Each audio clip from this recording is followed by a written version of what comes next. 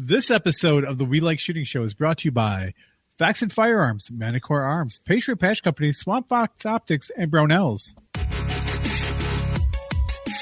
Welcome to the We Like Shooting Show, episode 341. Tonight we're going to talk about Cerakote, Forever Roll, Ruger PC Charger, MC6, Swamp Fox Optics, and more.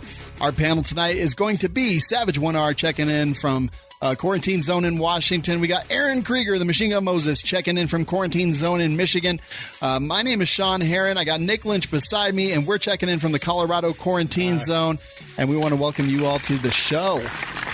You know, they're pointing out that we're not practicing the distancing. Social distancing? Yeah, I should have done the show from home. I wish you... What? We could have made so many jokes about... Yeah, social distancing. Yeah. That would have actually been amazing. Jerambe will probably be here. That's my guess. But honestly, audio is better on Twitch. Very interesting. Yeah, says Dustin. He found out who the fish is, and they've just been having so much fun today that he lost track of time. My guess is he said that the range has been just absolutely bonkers. So either he's still closing up and he'll be here soon, or he's dead. And either way, I don't care. But yeah, Aaron, how are you? I'm healthy and fine. Thanks for asking. Had a lot of toilet paper there in front of you, Aaron. I did. I'm flexing, man. I just happen to have, I didn't stock up. I just happen to have a lot of toilet paper. When I said Forever Roll in the intro, is that toilet paper? You son of a... Wait till you see it, though. Dude, I literally was like, I don't know what this is, but I'm a little bit confused, and now I'm slightly concerned. Wait, did they find out who the fish was? I don't think Yeah, so. Jeremy did. Oh, did he? They've been hanging out all day. What? Oh, that's a lie. They're like riding a tandem bicycle. They're drinking like a milkshake with 2 straws. That would actually be amazing. Roden says, tell him to sign up soon. Roden is about to drop a top ramen recipe video over in the Gun Cult, and that's theguncult.com. Oh, I'm sorry. Go ahead. I'll stop it. What were you going to say? First of all, is that nickel ramen that he's going to be using for the base? And 2, can you even find ramen in stores anymore? No, you can't get. I still have six packages. Yeah, I got a couple cases. So is it more valuable now? Can I sell a pack of ramen for like 75 cents instead of 20? Right. 1 pack of ramen is going for 2 rolls of toilet paper. All I know exchange rate is I got a bidet from Amazon today, and I'm willing to trade it for a Barrett M82. Right? No low. I know what I have. You have low. Shut the up. You know what's really funny though? He knows what he has. If you go to the stores, you actually get to see what people normally don't buy because that's the only thing left on the shelves, really. Yeah, that's actually very true. So I'll tell you what I saw: 30 carbine, 224 Valkyrie, and 30-06. That's what I saw on the shelf. I saw. What store? I was at a grocery store. All I saw was Wheaties. I'm like, no one likes Wheaties, apparently. No, nobody likes Wheaties ever since Bruce Jenner was on the box. I got a weird hankering for something that my mom used to make. So I went to like a health food store today, a Sprouts grocery store. Never been in one, but I went in there because apparently they carry this thing. I go in there. I'm like, this is the weirdest thing ever. No one's going to buy it. I go in, completely sold out. Like, all the vegetarian stuff is gone. All the healthy stuff is gone. It's just like bags of chips and soda and stuff. Wow. I was like, wow. But wait, what were you trying to buy? Some vegetarian meat substitute stuff. Okay. Oh, what color is that skirt you're wearing? It's pink. They're shorts. Are you sure you can trust this guy? Who wears shorts? Boo this man. Well, do you want to hear the whole story about this? I'll tell you the whole story. No, let me tell you the whole story. So I was Go to the bathroom or something? I was grocery shopping, right, on the grocery app thing that I use. And I happened to scroll past some spam. And they have spam spread. And it sort of resembles this spread that my mother used to make. And I was like, you know what? That sounds kind of good. I haven't had that forever, right? I was like, the spam spread looks very similar. Maybe it'll be like a similar thing. So I got a can of it. The other night, I decided to go ahead and crack it open and like put it on some rye bread, like threw some tomato and pickle on there. And I was like, yeah, this is going to be great. And then I went to take a bite and I smelled it. And it smelled like dog or cat food. And I was like, oh God. And I was like, all right, maybe like I'll just give it a taste. Maybe it's okay. I like took a bite. It tastes like dog or cat food I imagine would taste. It was horrible. So I just threw it all away. And then today I was like, I'll just go get like the thing that my mom used to get to make this stuff. And then, you know, of course it had to be sold out because like the 3 other people that eat that all went and bought it. The funny thing is that your mom fed you dog or cat food. I'm so confused. No, the Spam tastes like a dog or cat food. When I was a kid, we had like, maybe it's like MREs where it tastes like unless you haven't eaten for 3 days. And it tastes amazing. Dude, that's like my whole apocalypse plan. I got a bunch of MREs and some what is it? Dulcolax. Just chew the gum. There you go. That's a good point. If it's okay with you, if it pleases the crown.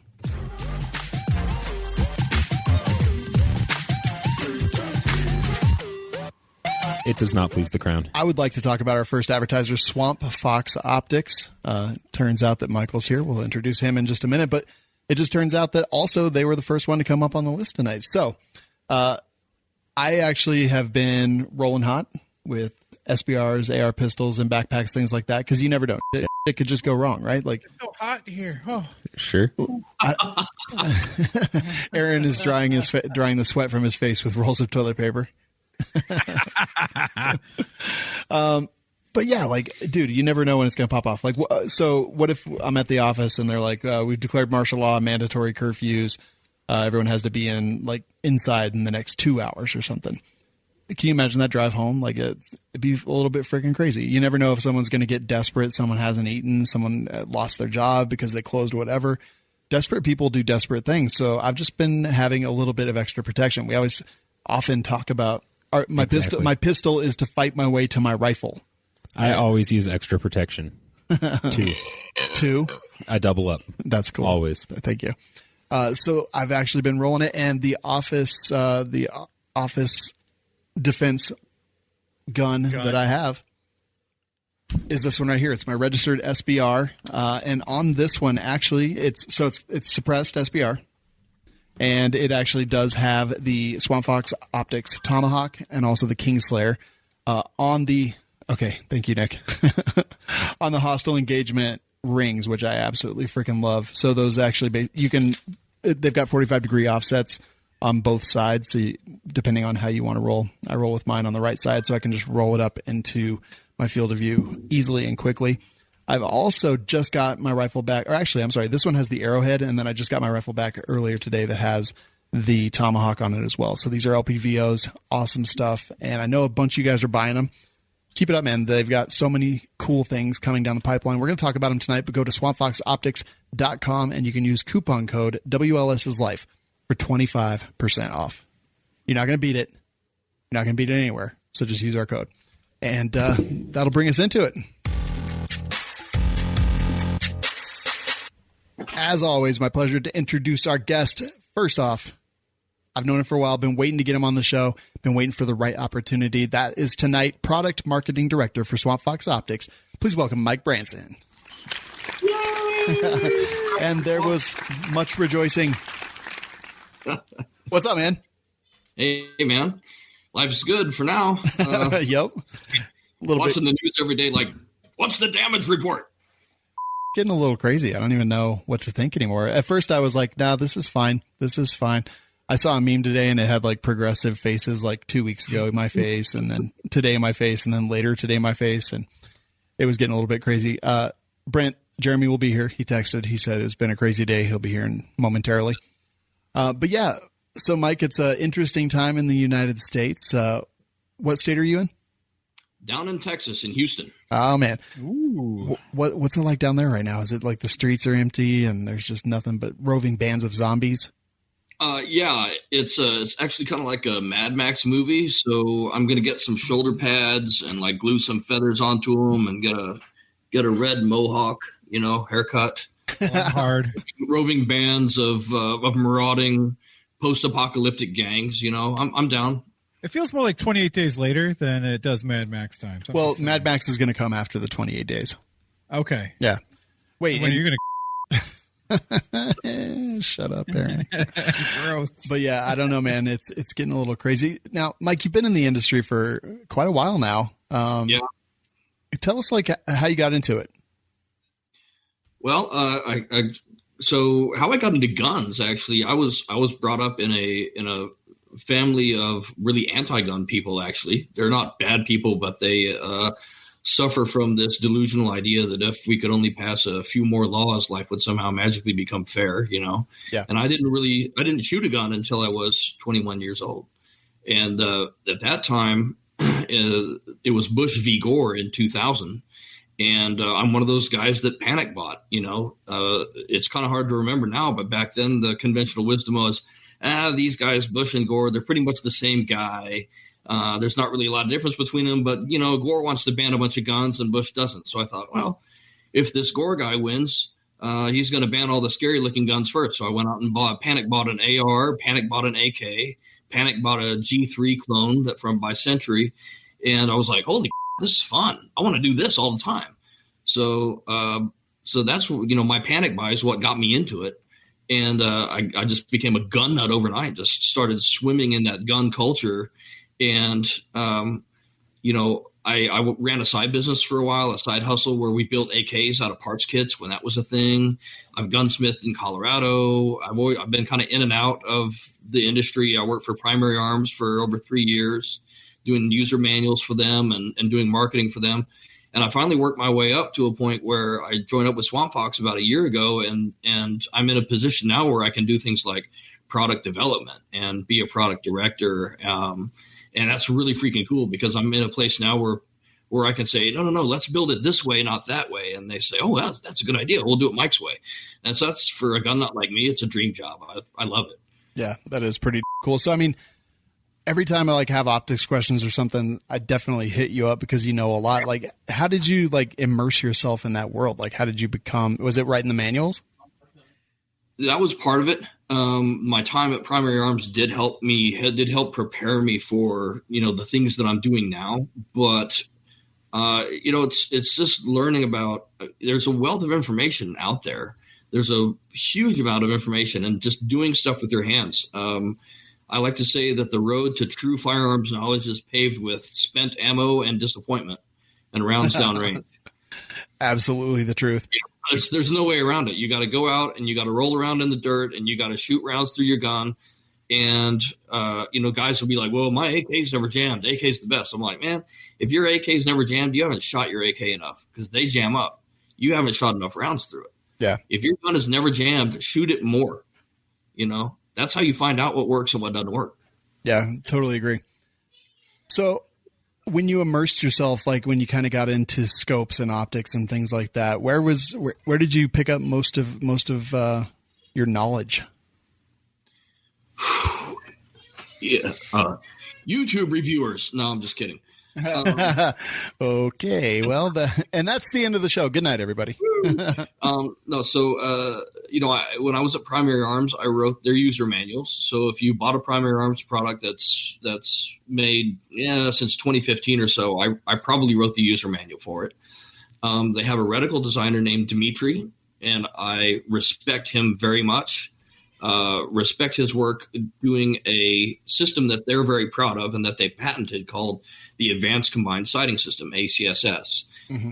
And learning how that worked and what he had done to make that happen was really cool. And getting in deep into the systems of how do these different scopes work and why do they work? Why are some better than others? When would you want to use this one? When would you want to use that one? What are the use cases for them all? I just wanted to dive into that and understand it as best I could. And I bought one of everything. I mean, my personal point of view on it is that I can't market products that I don't own and use. If I don't use it myself and if I don't have it on my gun, how can I sell it to you? And then that now extends into when I'm doing product development. I have a rule where if I wouldn't want it on my actual gun, I'm not going to sell it to anybody else. If there's a feature and I'm looking at a feature in a prototype scope and it's just dumb, I'm going to say, guys, I don't want this on my gun. This is stupid. Why are we doing it this way? We're going to have to come up with something else. Yeah, No, I absolutely agree. The optics are kind of like a crazy area. There's so much to know. And honestly, man, I see so much out there. At least 3 times a week, someone will send me a message. Oh, hold on. I'm going to sneeze. No, I'm okay. Oh, never mind. Coronavirus? No, I'm not going to say it. Unless you have it. Coronavirus! I'm okay. Press F for respect. RESPEK. At least 3 times a week. Sean. Thoughts and prayers. Yeah. Someone will send me a message that's like, what do you think of this? And I'm like, I don't even know what the that is. I think it is a reproduction of 17 other optics that are I'll tell you what. I was at a gun show over the weekend because apparently I'm stupid. Went to a gun show and there was 2 full tables of optics that are a brand that I've never even heard of. And I went over and I took a picture of Red Dot at one table.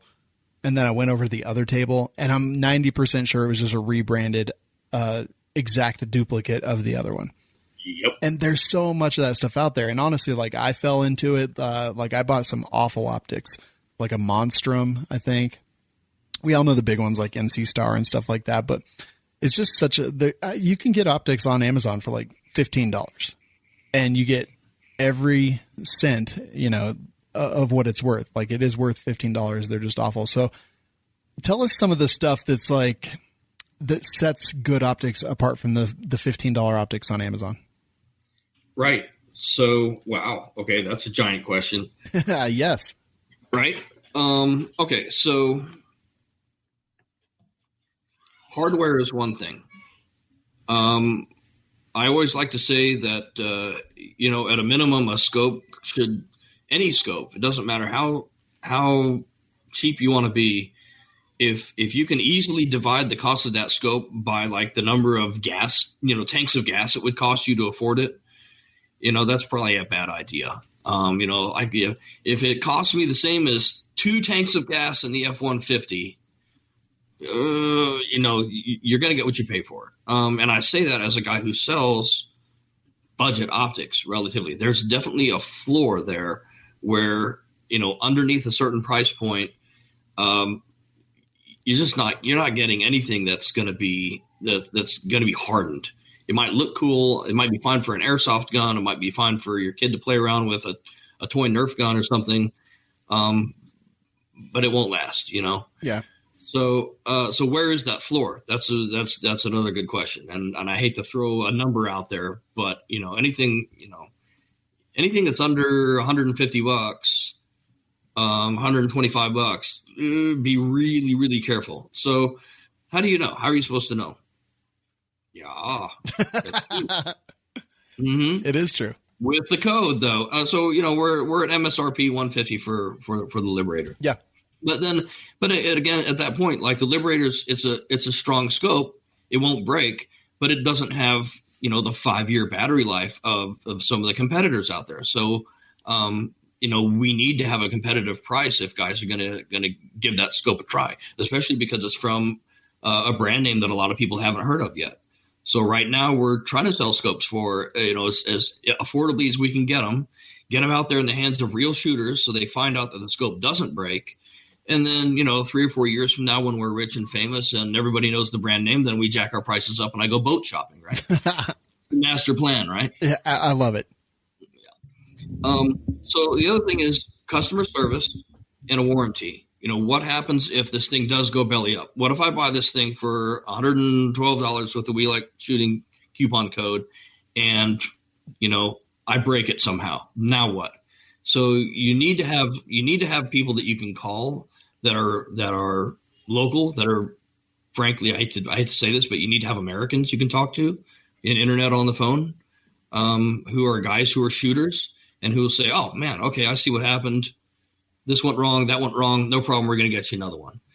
So have a warranty that really works, not a warranty that they find excuses to get out of. I hate that. This isn't an insurance company. Right. A lifetime warranty needs to be a lifetime warranty. We're not going to find an excuse to back out of it. So know that it's backed up. Know that the company has your back. and know that the people that are developing the product are actual shooters and they know what they're doing. That's the beginning of the answer to that question. It's a huge question. Yeah, no, it really is. Like, we know glass is important. We had someone from Amazon approach us, and he was like, "Hey, I've got some budget optics," and sorry, I just got a phone call. I was like, "What the hell is this?" He's like, "I've got some budget optics, and I would like to send you one." And I was like, "Sure, send it." I put it on a shotgun. 3 shots in, the glass fell out. I'm like, "Okay, that's fair. Like, that's what I expected."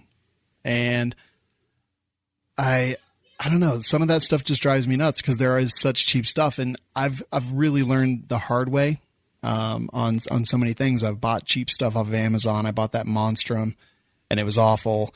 And but glass is important. Construction, like how they're put together, Right. And I think a lot of people actually they think that there's brands out there that can do no wrong. I have a Vortex Strikefire 2 that's on my desk right now that I'm sending off because it just no longer works. I grabbed it out of the safe yesterday, hasn't been touched, replaced the batteries, just doesn't work. I did a Holosun not too long ago. Took them 37 days to get it back to me. They just ended up replacing it. Like, stuff breaks. And I mean, the Holosun, that was reasonably painless. But just some of it's like, as long as they take care of it, that's a good thing. So I really agree that service and being able to get that service done is hugely important. So we got glass, we've got construction. What about materials? Like, are bad optics made of different materials? No, and that makes it even more complicated. Because one of the things that frustrates me is we're trying to sell at this point, and where we are as a company. We're trying to sell products basically sight unseen. Situation where I can tell a guy, "Hey, just go down to the Bass Pro or the Cabela's and look through one yourself." A lot of people are not going to be able to look through these optics before they take a chance and hit the buy button, and it shows up and it either sucks or it doesn't, right? Yeah. So my challenge then, when I'm talking about marketing, is all these marketing phrases sound the same. You go to a chintzy awful scope maker, and they're going to say the same stuff on the side of their box about fully multi-coated lenses. Ooh, like everybody uses fully multi-coated lenses. Everybody does. There's nobody that doesn't. 6061 aluminum, 6063 aluminum. You tell me the difference between 6061 and 6063. Yeah, I can't. I don't know any of it. It's a number difference, Shawn. There's actually two numbers. Two digits. It's too. It goes to 11. See, there are some differences that you can try to emphasize. So, like with the rings that you've got on your Office Defense SBR, they're the hostile engagement rings. They're 7075, and they're truly hard coat anodized, right? So, if you go on the website and you look at my little marketing blurb that I wrote. We did that because we wanted to be as good as possible, and we didn't want people to think that we were just slapping our brand name on the same you could have got from another company last year. They're clearly our rings that we designed, we developed. They've got it's not just like we engraved our name on the side of somebody else's rings. And I wanted to say on the website, look, if you buy these, your rings and your AR upper and your AR lower are the same grade of aluminum, and they have the same grade of finish on it. Because people don't really understand what's the difference between 6061 and 7075. But if I say this stuff is the same stuff as your AR, then they go, "Oh, well, that could work then." That's not too. One of the other things I think is pretty cool about those rings is that they're basically they're not matched later. They're cut out of the same pieces. Like, you guys machine one piece and then cut it in half, so everything is identical. After all the machining is done, it's like cut in half, and then you've got two identical, fully matched rings. I think that's actually a pretty cool thing.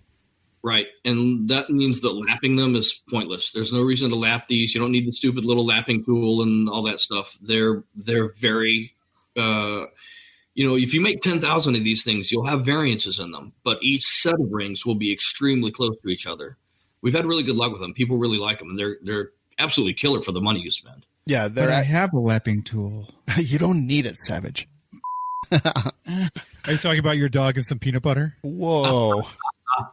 But yes. Don't hate. Hello. I hope so.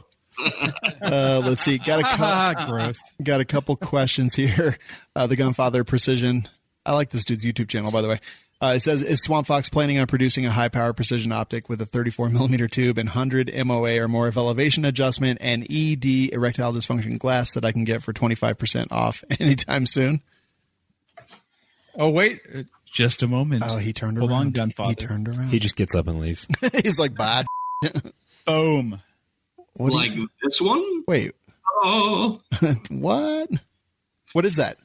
This is a prototype. This is Warhawk. This is a big one. This is a 5 to 25 by 56. So 34mm main tube. And this is going to be our Halo product.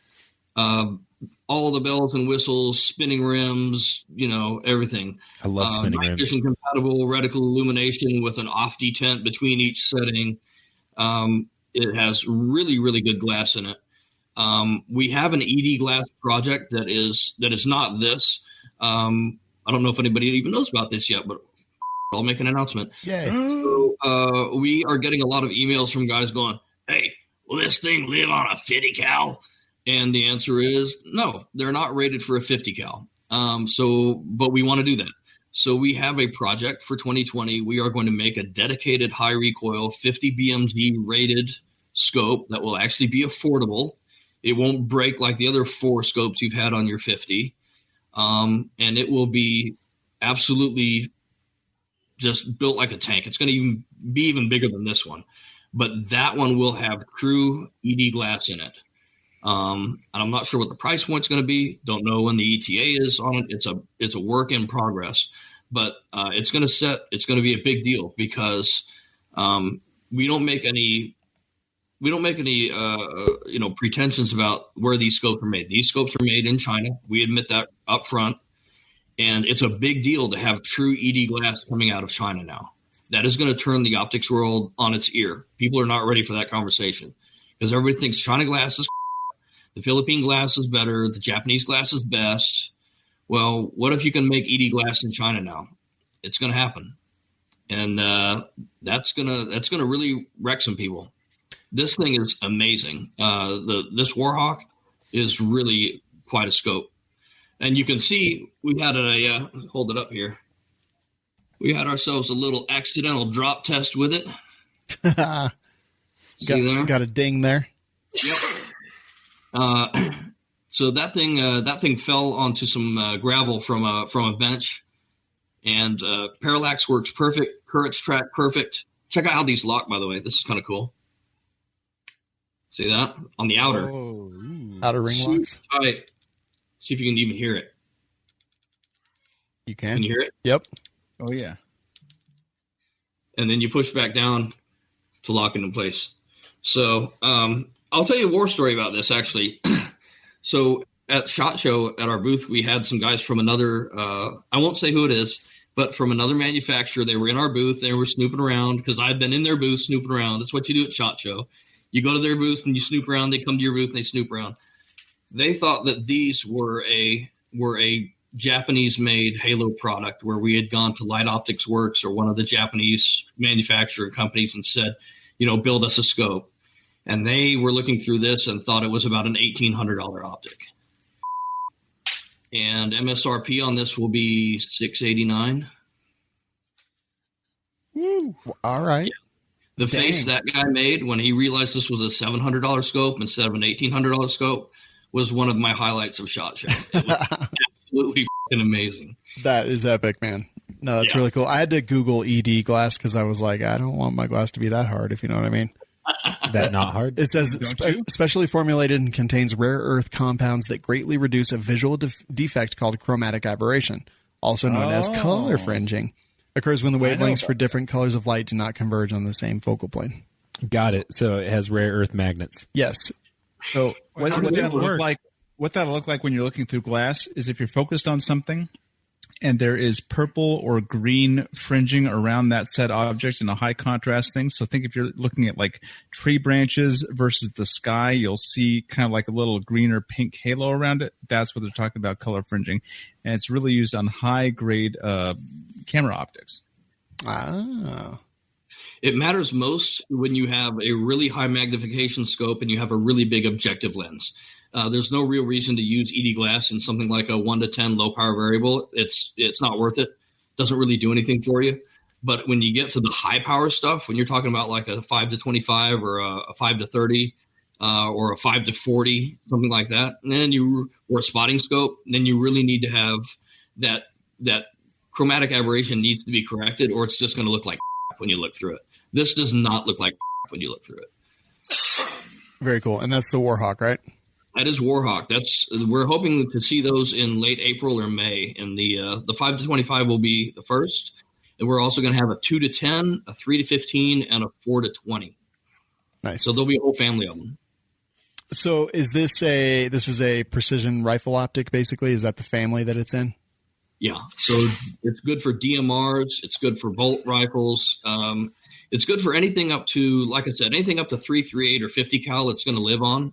You got a 300 Win Mag, it'll be fine on that sort of thing. And this one will go out to 1,000 yards. You know, you can shoot 1,000 yards with this, and for under $1,000 at MSRP even. So the game's changing, guys. In scopes, it's changing so much. The old days of, you know, if you want to go to 1,000 yards, you need a $2,000 scope. You need a Razor HD. You need a Night Force. It's not going to be true for much longer. That's very cool. And you said like $689 retail? And that's the most expensive one. That's the big 5 to 25. They got cheaper from there. And that's at MSRP with the, you know, crunch the numbers real quick. So if we do a We Like Shooting podcast, I can do it real quick. 5/16/75. Boom. So that's high quality 1,000-yard optic for $500, basically. Bang. Yeah. That'll be pretty awesome. Yeah. Good. We're going to make it here, guys. What's a prism scope, man? I keep hearing it. The blade's coming out soon. We'll talk about that in a minute. But what the hell is a prism scope?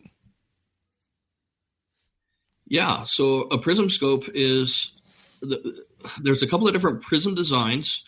Most prism scopes are kind of like binoculars. It's a setup called a Porro prism, Porro. I think it's named after the guy who invented it. And what you get is, instead of having a bunch of lenses all in a row, like in a traditional scope, like this, it's got, you know, lens. There's a bunch of regular size just lenses that are all arranged in a row on one of these. In a prism scope, you have a triangle shaped lens. It's kind of shaped like a pyramid, and the light hits it on one angle, it comes out the other angle. And what that allows you to do is it allows you to make a smaller, lighter, more compact fixed power scope that's pretty darn tough. There's not much to go wrong with them. They're super simple, very basic, but you only get it in fixed power. You only get one magnification. There's a couple of exceptions to that. Elcan has one that's switchable from like 1 to 4 and 1 to 5. That's like an $1,800 scope. Yeah, but they put an extra lens in there in front of it that you can switch between. Yeah. So I mean that's a cool scope, but it's $1,800. And almost all the other prisms on the whole market are just fixed power. It's one power. You look through it and you do everything you're going to do, set it and forget it. There's not a lot to mess with. You just leave it alone. Does having that like triangle piece of glass, does that make it more difficult to make them really durable? Or like what are the challenges of a prism? Yeah, actually, when we were developing Blade and Tri-Hawk, our two prisms, I discovered something. I didn't know this before. It's probably not common knowledge, but I found it fascinating. So my perspective, I always thought like, you know, like what's the line from the movie Snatch? Heavy is durable. You want heavy. Heavy means durable, right? Right. So actually, heavy can hurt you in terms of durability.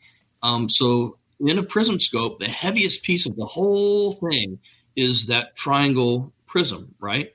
It's a piece of glass. Glass is heavy. If you ever pick up just a scope body without all the guts in it, it's crazy light. It's like picking up a Glock frame with none of the guts in it. You're like, oh my God, this thing, there's nothing to it, right? It's like feather. Yeah. So when scopes are heavy, like almost all of the weight of the scope is in the glass itself. So the prism is the heaviest piece of glass. when you're talking about a failure point on a prism scope, when something finally gives in and it finally breaks because you like smacked it with a sledgehammer 10 times and it finally just lets go, usually what's happened is that big piece of glass has fallen out of alignment. That's the thing, because it weighs the most, it has the most inertia, it has the most mass, and it lets go first. So the heaviest thing is actually the weak point. But man, it takes a lot to get to that point on one of those scopes. Yeah. People seem to be pretty excited about the blade. I hope so. I'm seriously heavily invested in that personally. Yeah. I'm like, come on, guys, please like this scope. We made it for you. We made it for you. Yeah. So tell us like a little bit. So you're a product manager, and you've had a lot to do with product marketing director. Sorry. You've had a lot to do with the blade, and tell me like kind of what was important and what were some of the things that you guys had to have based on your experience, and tell me why it's important to you. Oh God, this is huge. So I came on board with Swamp Fox, and I'm going to be product marketing director. And we're a small company, so mostly I'm directing my own ass to do stuff. And we've got a great team. It's a small team, but we were looking at what projects we wanted to do, what can we build, what do people want. And I noticed we kept getting all of these cold calls and cold emails from individual officers and small agencies. And these guys are going, hey, Swamp Fox, what do you got that's duty grade? What do you got that's duty grade? And I'm not turning them away. I'm not like unhappy that they emailed me, but I'm thinking to myself, why are you emailing us? We could be garbage. You don't know who we are. Nobody knows who this brand name is at that point in time. You know, we could be terrible. Why are you even calling us? Why don't you call Trijicon and Aimpoint? You know, the guys that are making multi-million-dollar contracts. Call those guys. Well, because they can't get a deal from Trijicon and Aimpoint. Trijicon and Aimpoint say, hey, you know, go to Optics Planet and buy one like everybody else. Yeah, I've heard that one before, Roden. Send me one. I'll test it. No charge. Yeah. I wish we could. So, you know, I was talking with these cops going, okay, look, why are you calling us? Why are you calling an unknown brand and asking what we have for a patrol rifle? Well, because the chief says I can put something on my patrol rifle, but it's got to be $400 with the mount or I'm getting a divorce because it's coming out of my own money. And I'm like, oh, what are we going to do? And then, you know, why isn't anybody else listening to these guys? Why isn't anybody else making a product for them? You know, these guys are out there running around with iron sights in the dark. They're running around with $50 red dots, like the stuff you were talking about. Mm-hmm. That's all they can afford. You know, and even now, you know, there's a video of me getting interviewed by the AR15.com crew on YouTube. And in the YouTube comments, there's a bunch of guys going, who does this guy think he is? Who's going to choose Blade over a Trijicon ACOG? Who's going to choose Blade over a Night Force? Right? Who does this guy think he is? Yeah, well, if you think they're all running ACOGs and Night Forces, you're not talking to the same cops I'm talking to. I'll tell you that. So we decided we're going to make something for these guys. What can we make that won't break no matter what? It's always going to be ready. It's not going to suck, and it's going to be under $400. Well, we could make a 1X prism scope. It's like a red dot substitute. It works for anybody's eyes. If you've got astigmatism, your eyes are aging, you wear glasses like I do, doesn't matter. Still going to work for you. It's not going to break. It's super tough, and we'll make it as smart as we can. We'll put the base into it, build the base in so you can't get that wrong. You don't have to order anything separate. Make it a one-box solution where you buy one thing, you pay your money one time, and it comes with everything you need. And you can stick it on a patrol rifle, just your standard rack grade Colt 6920, and it'll do the job that cops need it to do. And that was the project. That was the plan. I think we've accomplished it. So I've got a question for you about prism sights. So you see like the 1X ones. I see 3 power, 3.5 power, 5, 6. Yeah. Why are 4 power prism sights so uncommon? Probably because the ACOG has a lock on it. That's my guess. But like you were saying, like the ACOG is a totally different price range. You know, it's a different category. It's still, I mean, it's crazy. You know, how long has the ACOG been on the market? And it's still, a $1,300 scope. And if you really scrounge around, you can catch one for $800 or $900. If you're really willing to wait, till you find that guy who's getting a divorce and he's really got to part with it today, you can score a good deal like that. But they're over $1,000 after all this time. I think maybe other companies are maybe afraid to attack the ACOG. I just sold one for $1,250. Your mic's not working. Your mic's weird, Jeremy. I just sold one for $1,250. I think you're using your camera mic. It's still not working. Yeah. So even though if you lean in really deep to it, it's still not working, Jeremy. Yeah, it's using the other one. But yeah, so Jeremy said he sold one for $1,250. Is it now? No. So I have a question about Prism No. sites. Oh, let's let Jeremy fix it real quick, because he's just going to keep screaming into the mic. Well, not into the mic, but Screaming at a fake mic. Yeah. Hi, Jeremy, by the way. We missed you. I can hear you. Can you hear me now? Yeah. There it is. He's better. Okay, so I have a question about Prism Optics. I wear glasses, and when I look through it, it's blurry, but if I take my glasses off, it's fine. Is that a common occurrence? Which optic are you talking about in particular? Let's see. You have the Liberator. The Liberator. Oh, the Liberator isn't a Prism. No, okay. That's a red dot. Which one? Oh, I have an aim point here, too, as well. Say. Red dots. that's also a red dot. God, all right. The Vortex Spark. So apparently Also a either red you're dot. stupid or weren't paying attention. Vortex Strike 1. Spitfire. There's a Spitfire 1X that they make. It's a good little. All right. That would be the one then. I mean, it's just some that if I look through with my glasses on, it's blurry, but if I take them off, everything's fine. I think you need to get your eyes checked, brother. Honestly, you probably need to get checked for a stroke. To make things less blurry. I don't know if anybody told you that. Oh, look, Yeah, my mic's not working. My astigmatism, red dots all look like Starburst. well, not starburst, but like comets. Like there's a little tail usually. Interesting. I actually see Starburst. What's that? What'd you say, Mike? I said I have it. I see either a comet or a bow tie when I look through a red dot. I just have to fight through it. Like on pistol dots, I just live with it. I find it gets worse the more I focus on the dot itself. So if you just kind of ignore it and use it as a blurry red space, it works effectively. It's just not very precise. Yeah. It's pretty crazy. So, yeah, I mean, so Prism's a big deal. The Blade for you is a big deal because, like the people who were asking for it. Is this something that is going to be useful for civilians? Yeah. So when we were doing the product development on it, which is something I want to talk about because, like we were talking about with a lot of these companies, a lot of them are playing shell games where, like I said, they're just putting their name on the same you could have bought from someone else the year before, right?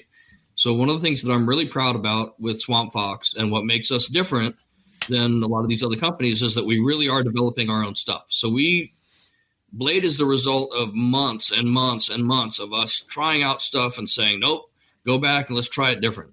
Let's try doing it this way. Let's try doing it that way. Build it this way, not that way.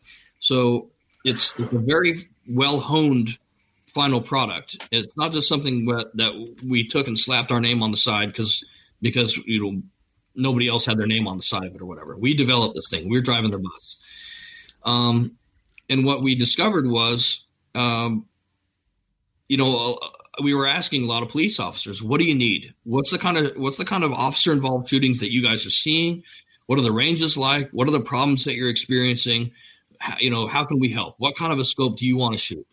And what we found is a lot of these cops are going, why are y'all trying to sell us BDC reticles? None of these officers are taking a shot past 50 yards. In law enforcement in the United States, 75 yards is a sniper shot. Why are you guys selling us reticles for 300, 400, and 500 yards? Nobody's doing that.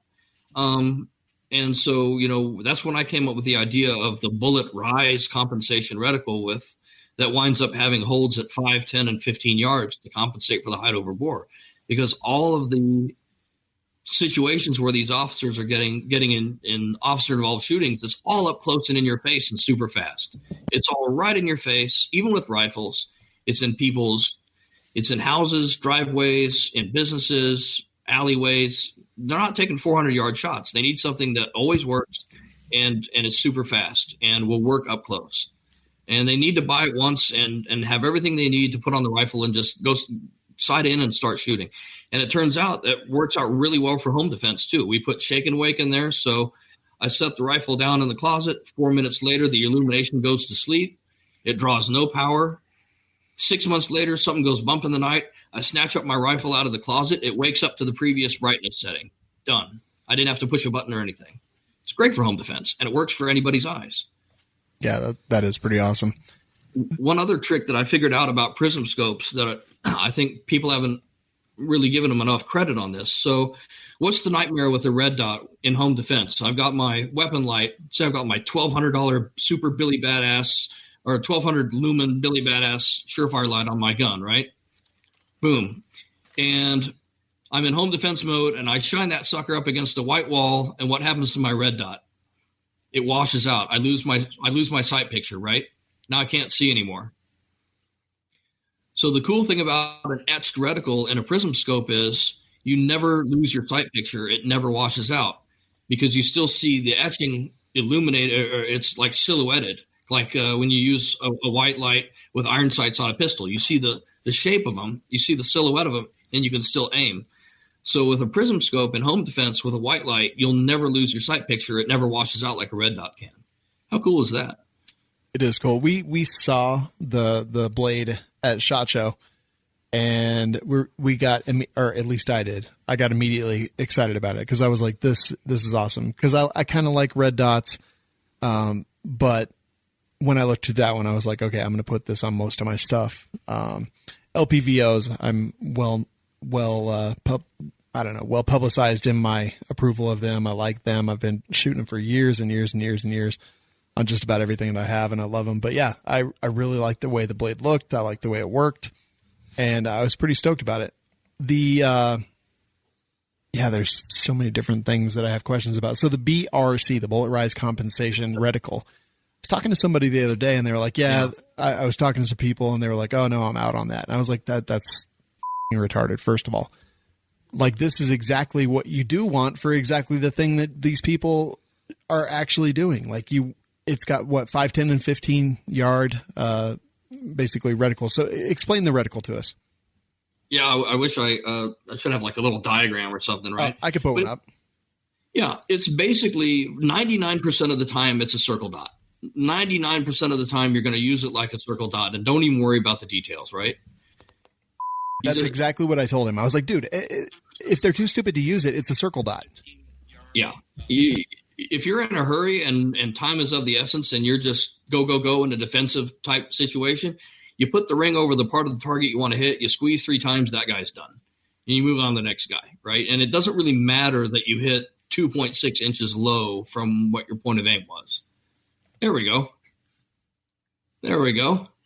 Yeah. So actually click on reticle.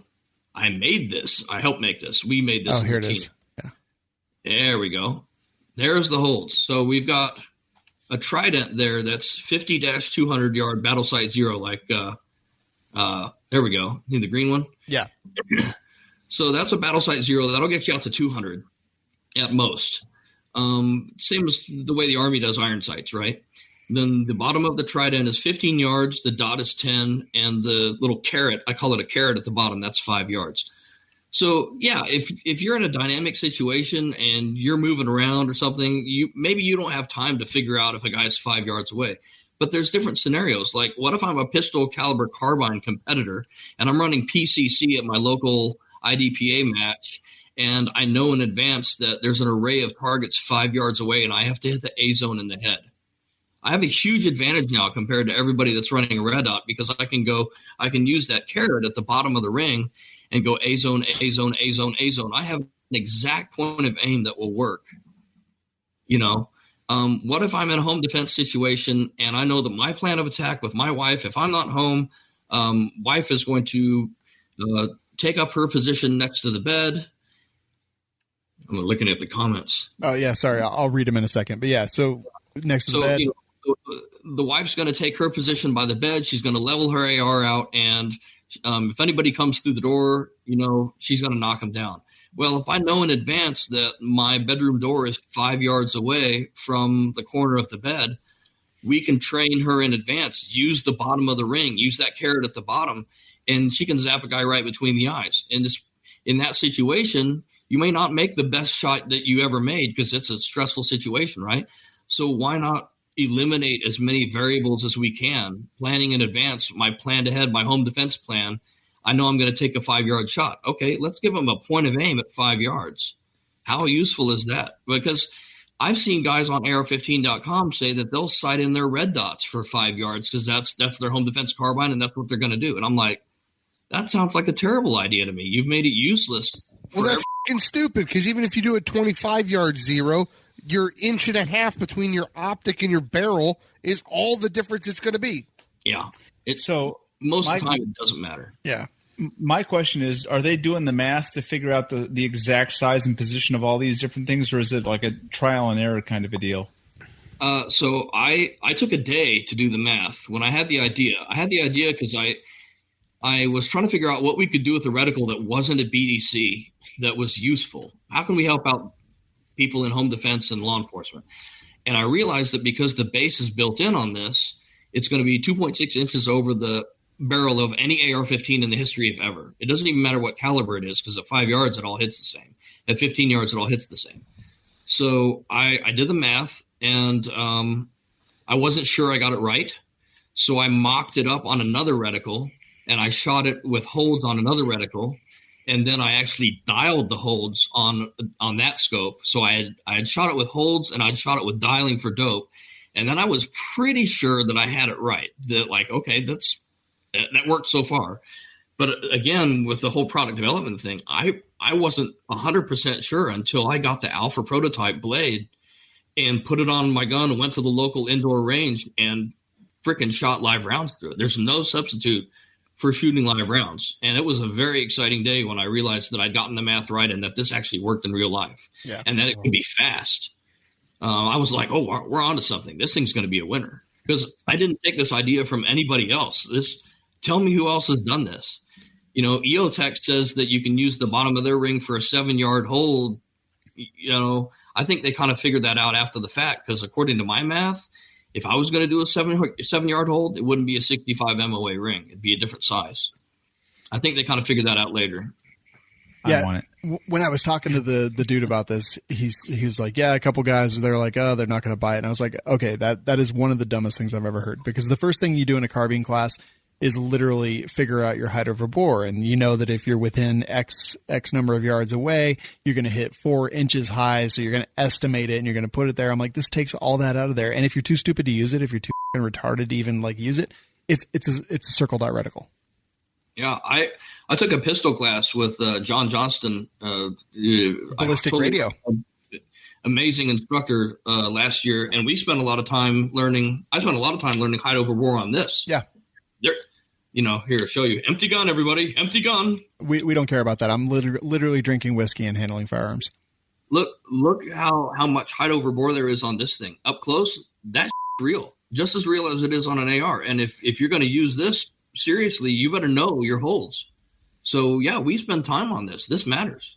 Yeah, no, I think this is a very cool reticle. And, people are afraid of things that are different and new. And I think they'll get used to it because if you actually look at the reticle, like it's tiny, right? It's a circle dot, but all it is just there's those 3 points that you can see or 4 points that you can see pretty easily.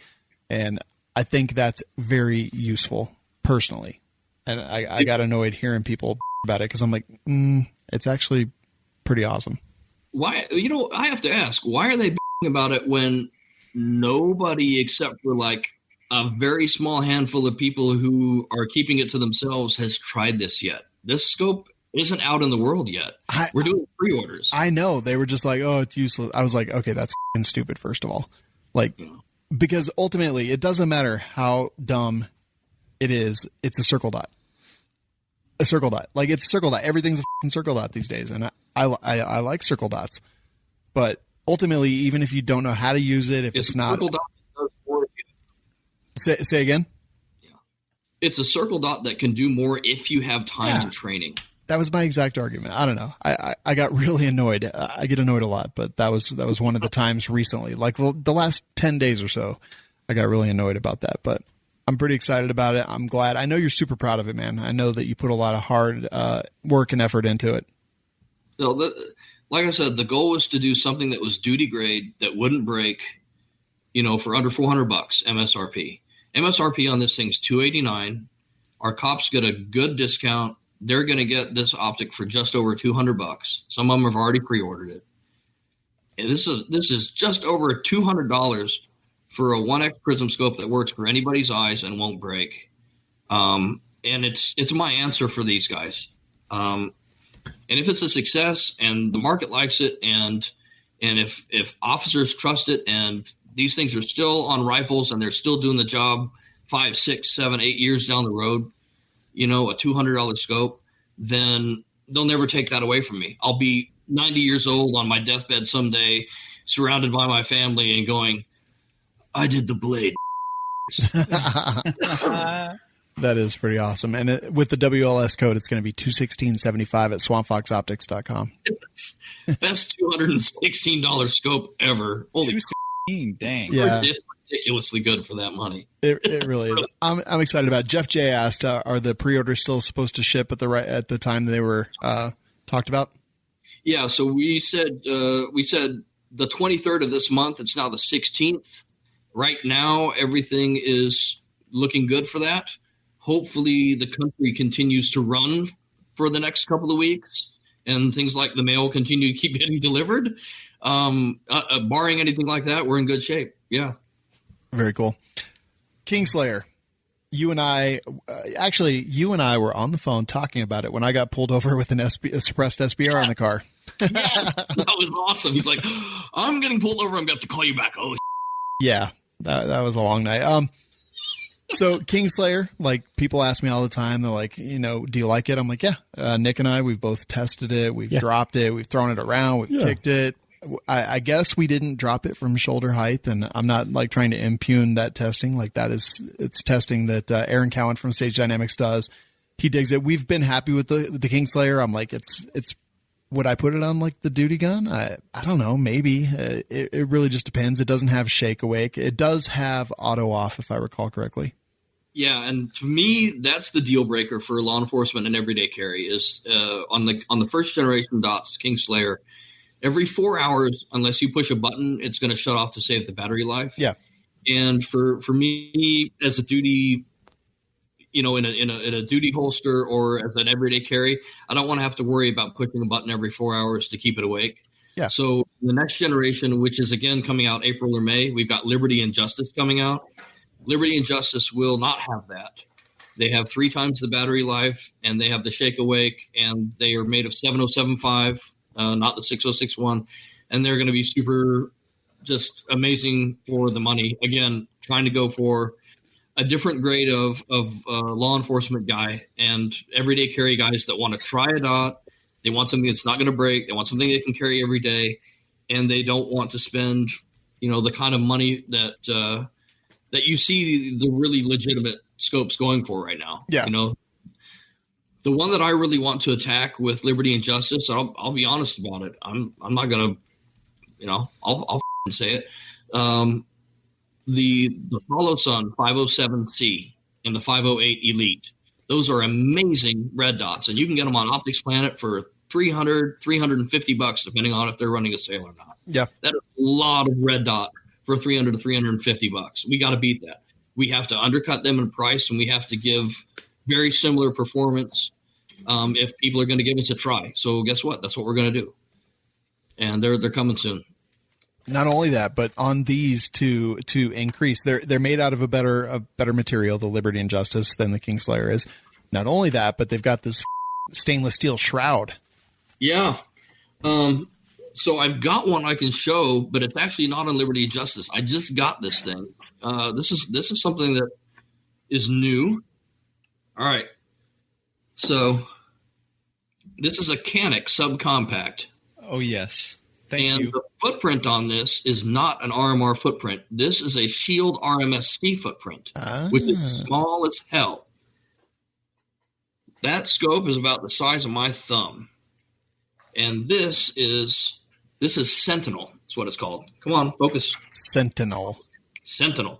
And we call it Sentinel because it's always on. See, no tray here.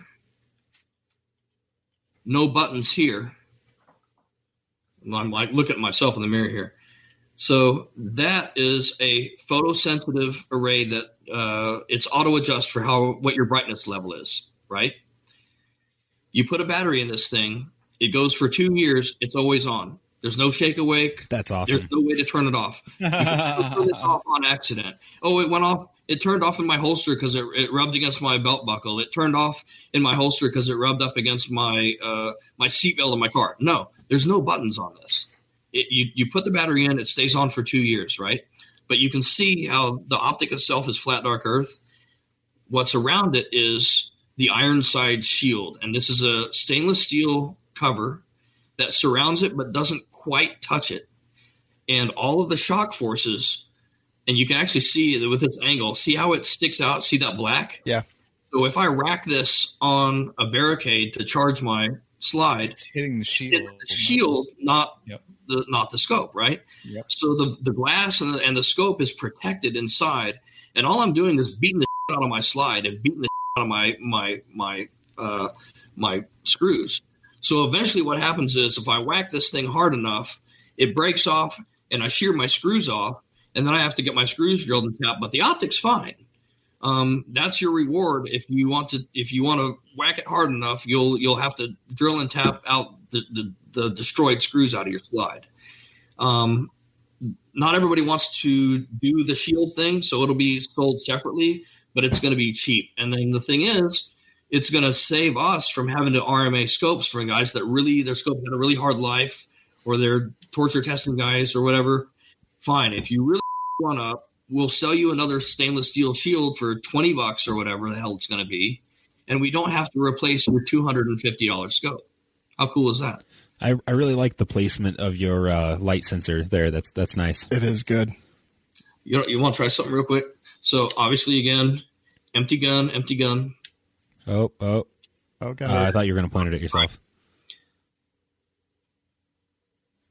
I see the red dot. There it is. Ooh, come here. It's so hard. I know. That's what she said. Watch this. Oh, man, I keep come here. All right, so he's holding the dot. There's the dot. There's the dot. Oh, no, it's gone. Come on, Michael J. Fox. No. Yeah, it gets brighter. It gets brighter when you flash the flashlight at it. Oh, look at that. Very noticeably. See how fast even on camera. It's instant. That's and literally instant. This goes from this actually starts out brighter than a Shield RMFC, and it goes to like nuclear bright. So the light on it is actually brighter than Liberty and Justice at full blast. It's freaking daylight bright. That's awesome. I'll tell you what. Earlier you mentioned the Poro prism, but this optic has given me priapism. Hey. Hey-o. So here's a size comparison. There we go. Like that. Oh, yeah. It's much smaller. Oh, wow. It's like about 2/3 the size. Yeah. It's a major engineering challenge. That's also and you can see that Liberty on the left, we have a battery that's coming in through the top, so you don't have to re-zero, right? You can just change the battery out and not have to remove the optic. We get the air and you vape. Yeah. On this guy, we're not going to be able to do that. It's a CR2032, and it goes underneath. So every 2 years, you'll have to re-zero this thing. But there's no such thing as a free lunch, right? That's nuts, man. 2 years. I'm freaking excited. How the do you guys iterate so much? Like every time I talk to one of you guys, it's like, oh no, we've got this and this and this and this, like that.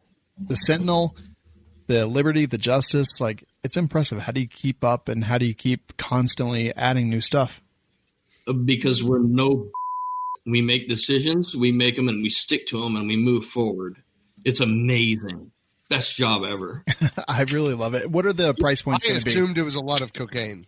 Yeah, we're working our asses off. I'm not going to lie. So much cocaine. Are you guys hiring? Because when the government shuts everything down, we're all going to need jobs. Yeah. There's going to be podcasting requirements or podcasting limitations. Yeah, martial we've law. actually picked up a couple of people recently. I'm super excited. We're expanding quickly, and we picked up a couple of people into key positions that we've been wanting to put people in. And the future looks very bright. But no, it really is the pace of development, the pace of testing, the pace of decision making is amazing. It's one of my favorite things. You know that middle management guy that always screws it up and makes it delayed and Aaron. I'm sorry. Yeah. We don't have that guy at Swamp Fox, okay? That guy doesn't have a job with us. I just point out I'm upper management. Middle upper management. No, that's what's the Sentinel, the Liberty? What's the difference between Liberty and Justice? It's for all. So Liberty is a 22 millimeter wide. Liberty's 22 millimeter wide lens, right? So again, unloaded gun. Yep. So that's the profile of it, right? It's basically straight up and down. It's about as wide as this SIG slide or as wide as like a Glock slide, right? Yep. Justice is a bigger window. It's 1x27, and so it's better. It's a little bit harder to conceal. It's more like a Romeo 1 size window plus a little bit, and it's better on long guns. So I have mine on. Evil laugh. Oh, son. Yeah. So that is on the pores. Now, is that full auto MP5 or is that? No, I need to Form 1 this thing so bad. It's a pistol. Why don't you just put a brace on it and say Form 1s? Because I like my SBRs. That's just retarded. So, but you see how the window on that is wider and taller? Yeah. That's Justice there. All right, that's sweet. What's price point going to be on the Sentinel, the Liberty, and the Justice-ish? So Liberty and Justice are going to be at MSRP $249 and $259. Wow, man! Made out of 7075 with a shake awake and everything we talked about. $249, $259 at MSRP. It's like I said, people think that pricing is just, well, we know we can make it for this, and we need to make this percentage, so the price has to be that. And that wasn't our decision-making process. I look at it from the point of view of the buyer. If I'm a regular Joe, I'm a blue-collar guy, I'm working 50 hours a week, I got 2 kids, I'm trying to put something aside for retirement, and I need the best scope for the money, I'm going to be looking at that Holosun 507C going, that's a lot of scope for $350. Yeah. So what's it going to take for me to sell you a Swamp Fox instead of that Holosun? How about $700? Yeah. It's awesome, man. We, when we chose Swamp Fox to advertise with us, we were being courted by a couple different optics companies, and we had sent our prices out, but we pride ourselves on only really accepting money from companies that we really love. And I think that our listeners benefit from that because we only take money in advertising form from companies that we believe in. And there's so much more to it. It's a good product, and it's good people, and it's a good company, and it's all those different things. I don't want to embarrass you, but I know how seriously you take this, because after Sage Dynamics came out with their drop test, you and I talked on the phone, man, and you took it hard. I did. I did. It matters, and then what do we do? I didn't just take it hard, and I didn't get mad at Aaron Cowan. It's what he does. He always does that. He broke a aim point acro, for crying out loud.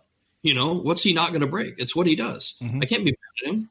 What I need to do is I need to come up with an answer. I need to come up with a better product so I can say, okay, if guys are going to do that, what are we going to do? Well, let's surround the whole thing with a stainless steel shield so you can drop it over and over again if that's the thing that you're going to do, and you won't screw up our scope. So we made the decision. We designed it. We're building it. We're testing it. It's going to be a thing. It exists, don't whine about it. Take your licks. Take your, if you get hit in the mouth, then improve yourself. Improve your product. Get back. Yeah. It was good. And the people that benefit are the customer. The people that benefit is the American shooter. I don't want to sell that's going to break to people. I want the more ordinary Americans we have, the more blue collar guys we have that have guns that hit the target, the more we protect the Second Amendment in the long run. If only the guys that can afford a $2,800 Night Force attacker care about the Second Amendment, it'll be gone in 10 years.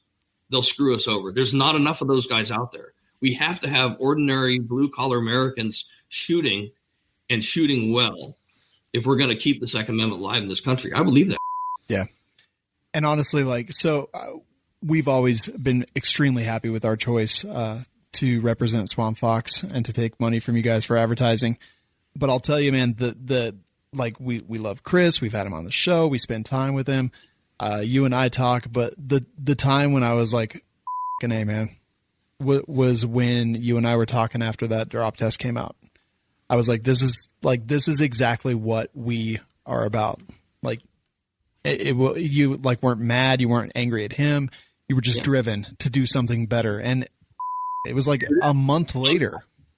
Yeah, it was a month later. Chris is telling me about these stainless steel shrouds, and it was good, man. And I appreciate that passion because, that I think that's what's important, like not innovation and the way you guys iterate and make new things. That's super important. Alex wants to know. Go ahead. What are you going to show us there? No, we're good. I'm just playing. Okay. Feels better. Alex says, "I'm a noob. What's the difference between the Arrowhead and the Tomahawk?" Okay. So again, besides a couple $100. Right. Okay. So that's a good question. And again, with us developing our own stuff, right? So we had Tomahawk out. A lot of the officers that I was talking to that I wound up making blade for those guys. They were interested in Tomahawk. Hey, you got this 1-4. It's pretty cheap. Looks like it doesn't suck. It's not going to break. Should I put that on my patrol rifle? And it hurt me to do this because I'm product marketing director. It's my job to sell you a scope, right? But I had to go, slow your roll. You don't want to put a Tomahawk on a patrol rifle. And they go, what? You're not going to sell me a product? No, I'm not. Because we didn't have locking turrets. And we didn't have a few other things that I think are absolutely essential for a patrol rifle optic, right? So this is Tomahawk. It's great for the money. It kicks the crap out of the Strike Eagle and that sort of class of scopes. Not that the Strike Eagle sucks, but it's an older scope now. It's been out for 5 or 6 years, and times have changed. We can do better now, right? But this has turrets that don't lock. I can just turn them anytime I want to, and they can get bumped off of 0. Move up to Arrowhead, and I have locking turrets now. That's locked. I can't turn it. It can rattle around in the trunk of a Crown Vic for 6 months, and it's not going to bump off 0. When time comes to 0 it or dial it, I have to pull up, and then I can make my adjustments. I push down, and I lock it in place, right? So things like that are the first things that you can point to because they're an external feature. This has, a throw lever that bolts directly to the magnification ring. Pretty cool. This is a really smart arrangement. I won't get into the details on it, but this is really cool. And then this has sort of the older school ring around a ring. That's more like what people are used to now. This is the future. This is the way that things should be done. So externally, there's stuff like that. But also, this isn't just a Tomahawk with like locking turrets and a cool throw lever glued onto it. This is a whole different scope with a newer optical engineering in it. It's smarter. Which do you recommend for a hunting rifle? Depends on how far away you want to reach. You could go with either one. Depends on your budget, what you want to do. Yeah. In defense of the Tomahawk, though, and I don't know if people know this, it's really cool, is that what you can do is to make sure your thing is zeroed is you can literally unscrew these caps, and once you've got it zeroed, move the indicator to 0. So if your knobs do get knocked off 0, all you got to do is return it back to that 0 position, and you're back on 0. Yeah. Yes. Which was an awesome design feature. Yeah, it's super easy. But yeah, Arrowhead is better in a few ways, but it does cost more. Arrowhead is really, really ready for law enforcement. I can look people right in the eyes and tell them Put this on a law enforcement patrol rifle. It's going to still be on there 5 years later. It's still going to work. You're still going to be able to take great shots with it. And it has everything that you need, So that was the goal with Arrowhead. And that one's going to be like $312 with the We Like Shooting discount. WLS is live, or I'm sorry, $329.25 for the Arrowhead. And then let's see, Tomahawk is $279. Let's see. I'm still not used to thinking about it in terms of your coupon code. You guys are getting this stuff so cheap. I know. It came out to like $309 with the scope and the mount. $309 or $316, something like that. $209. Ridiculous. For the Tomahawk. Sorry, $209, yeah. You guys have looked through Strike Eagles, right? Strike Eagle's a $300 LPVO? Yeah, I have one. Yeah, okay, so don't believe me? I'm the product marketing director. Listen to Shawn. What do you think? Yeah, I mean, take the word for it. Everything that comes out gets better. The Arrowhead, I freaking love. Like I literally have it on the one that I'm going to use to repel Mad Max's bandits and things like that. I like them, but just so much cool stuff coming out. So you got the Warhawk, the Trihawk, the Liberty and Justice, the Sentinel, the Blade. Is there other new stuff coming out, or is 17 new optics like kind of where you guys are sticking it? It's insane, right? It's absolutely insane. So I've asked Chris. I'm like, dude, I don't get it. Like, how are you guys coming out with so much new stuff all the time? We're busting our butts. I have a very, very forgiving girlfriend. Yeah. For real. And she has 2 great boyfriends. Put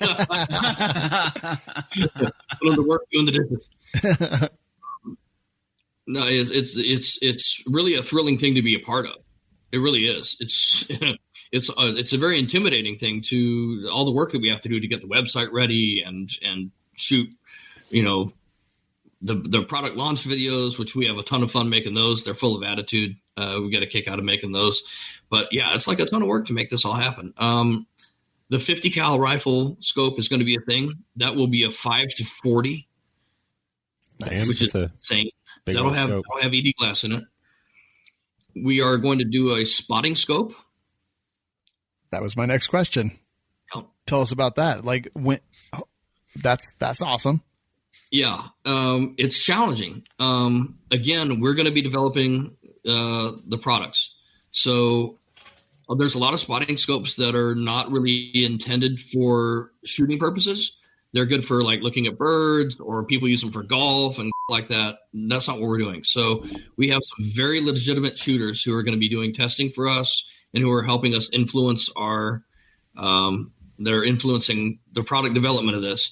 And this is going to be a spotting scope that's going to be all about the relationship between the shooter and the spotter for the shooter. So when you're designing it from the very beginning for that sort of thing, there's all these considerations that people don't think about, like depth of field. You have to have a very wide depth of a field where a lot of downrange is actually in focus, because they're looking for bullet trace. If they can't spot bullet trace, then the spotting scope's useless to them, right? So to get that depth of field, now we have to figure out what can we do with eye relief? What can we do with field of view? What can we do with clarity? What's possible with the technology that we have and at a price point that people will actually be able to afford. And it's really freaking hard. But it's going to be neat. What's the reticle going to look like? Well, I kind of thought at the beginning, we'll just drop in the same reticle that we have in our precision scope, sharpshooter MOA, sharpshooter MRAD. We'll use the same reticle, right? What's the problem? That way the shooter and the spotter can speak the same language. They're looking through the same reticle. No, that doesn't work. The top half of the reticle area needs to be completely blank so they can watch the trace come in and hit the target area. You don't want anything up in that top half, right? I didn't know that. It was one of our guys that we're interfacing with, who's a legitimate long-range precision rifle competitor, who's like, this is how you want to do it. The difference between us and the other guys is we're listening. Yeah, I agree. Morpheus says, are there optics made in China? If so, how do I ensure that I would not get the coronavirus once opening them? That's why they were delayed, because we had to get Lysol and the Costco was sold out. Don't open the optic. Love it.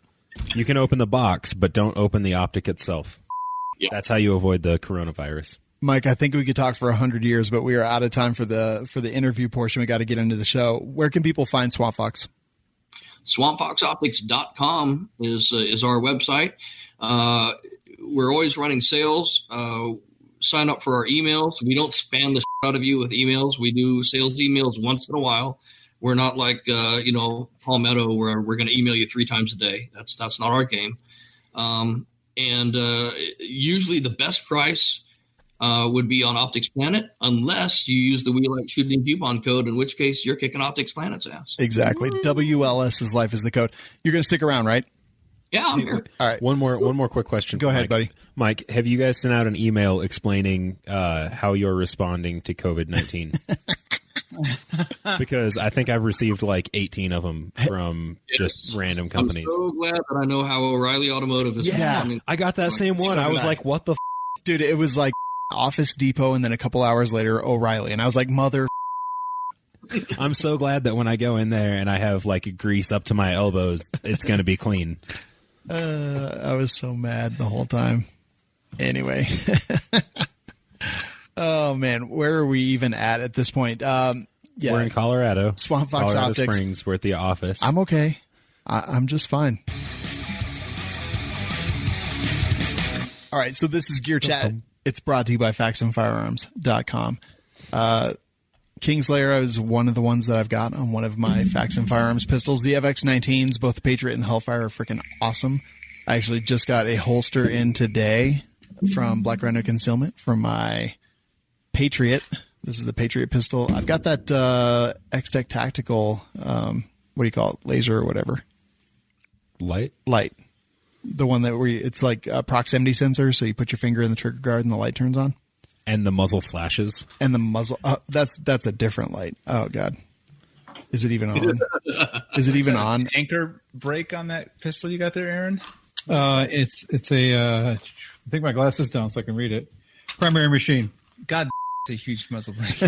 Yeah, you know what? It sucks because this muzzle brake, no matter, I was just messing with it during the interview, but no matter how many times I tighten it down, it always loosens up. Oh, no. It's a big problem with a lot of them. Yeah. It's got 2 set screws on the base, and it just will not. And all it does is mar my awesome Faxon barrel.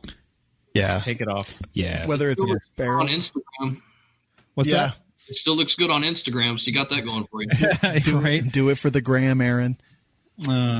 So yeah, the FX19, Patriot, and Hellfire. They've got the Summit and the First Line series of rifles. The First Line is pretty cool because it's like, oh hey, you want an inexpensive rifle, but you don't want Palmetto State Armory quality. Boom, here's the Faxon First Line. They're very inexpensive, and you can find at River's Edge Tactical. You can find here in Colorado at 171 LLC.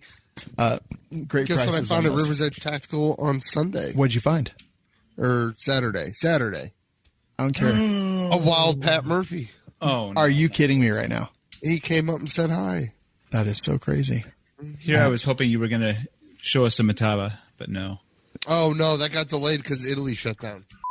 Really? God. Ridiculous. Italy. Anyway, all the different things at Faxon, you can save money. Just use coupon code WLS10, and that'll save you 10% off, whether it's a gun, a barrel, a slide. And they've got their Glock slides now, too. So the Patriot and Hellfire as well. They've got the M&P slides, the Patriot and Hellfire.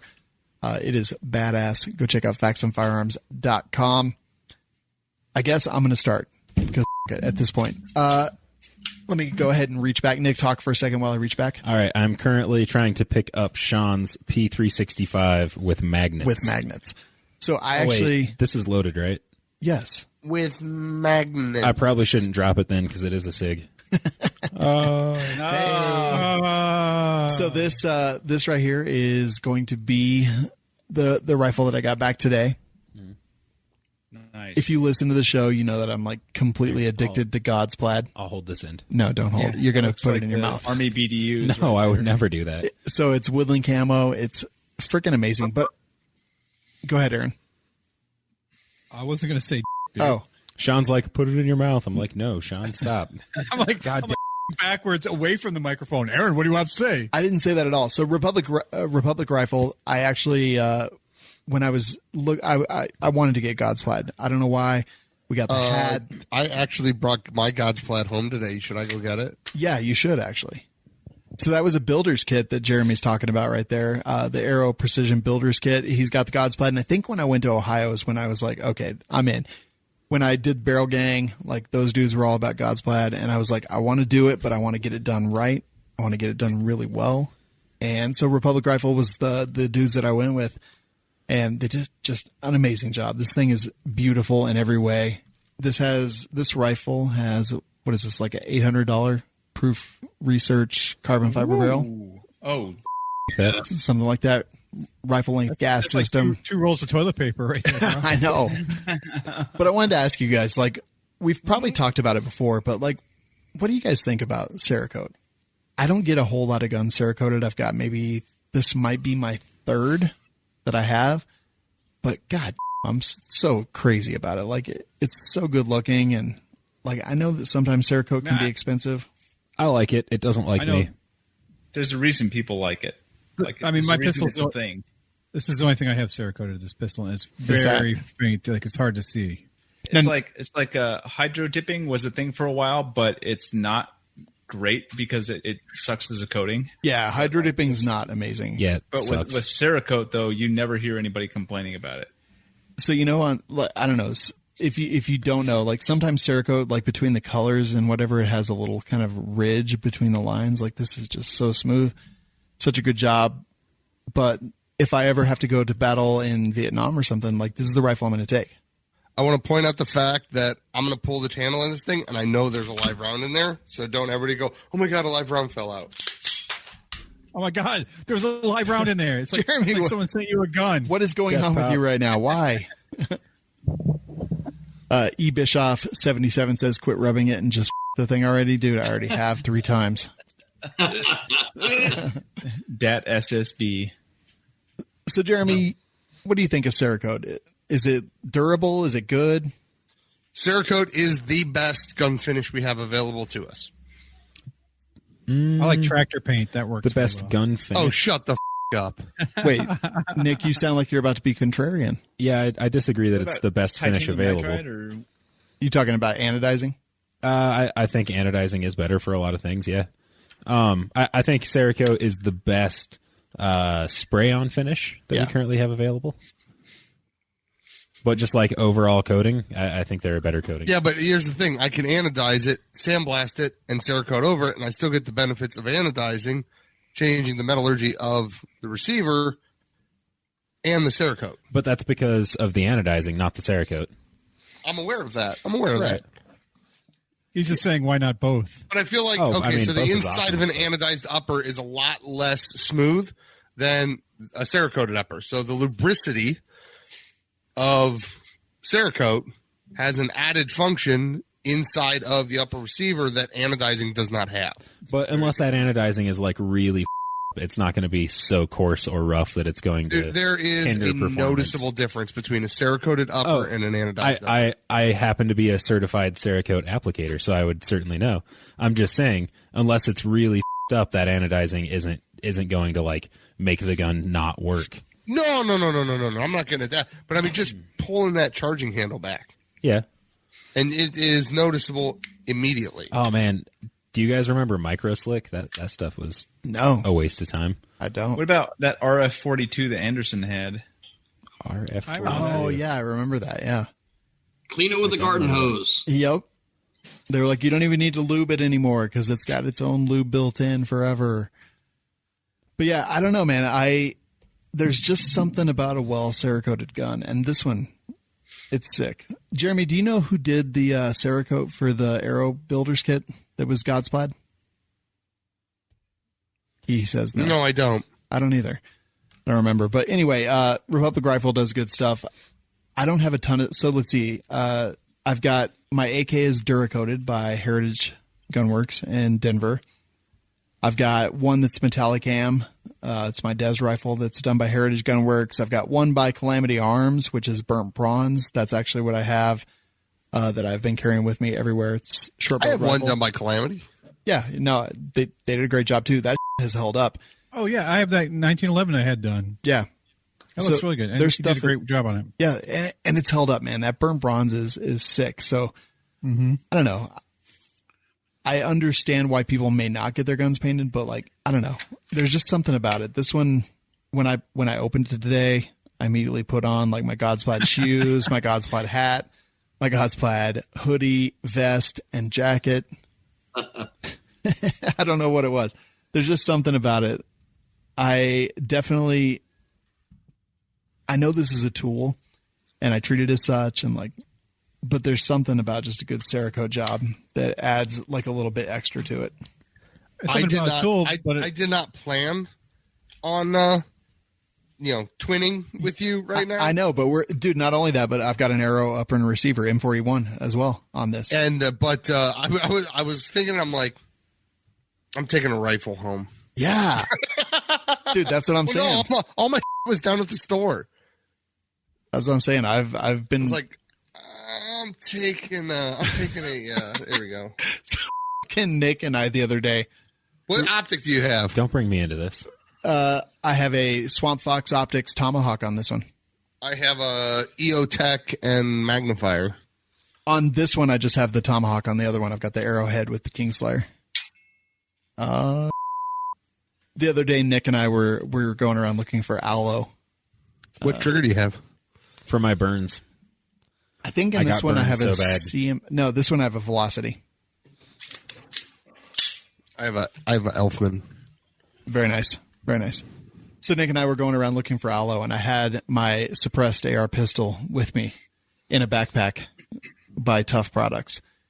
And I was like, oh, I can't leave this in the car. And he's like, what do you mean? I was like, I can't leave it in the car. So I like wore my backpack with a suppressed AR pistol into Walmart, Walgreens, Dollar General, King Supers. Yeah. Which I want to point out, I don't advocate leaving firearms in the car or storing them in the car or whatever. Yeah. However, I'm usually okay with just like running into the store real quick and then coming back. I just didn't feel comfortable. Yeah. Shawn, a lot of felony to be leaving in the car. Shawn was how is it Shawn a felony? Shawn was out here visiting me, and I was like, oh, let's run to the gas station. And he's like, there's like 2 machine guns in your truck. I'm like, yeah, it's fine. I know. And I don't even think I locked it.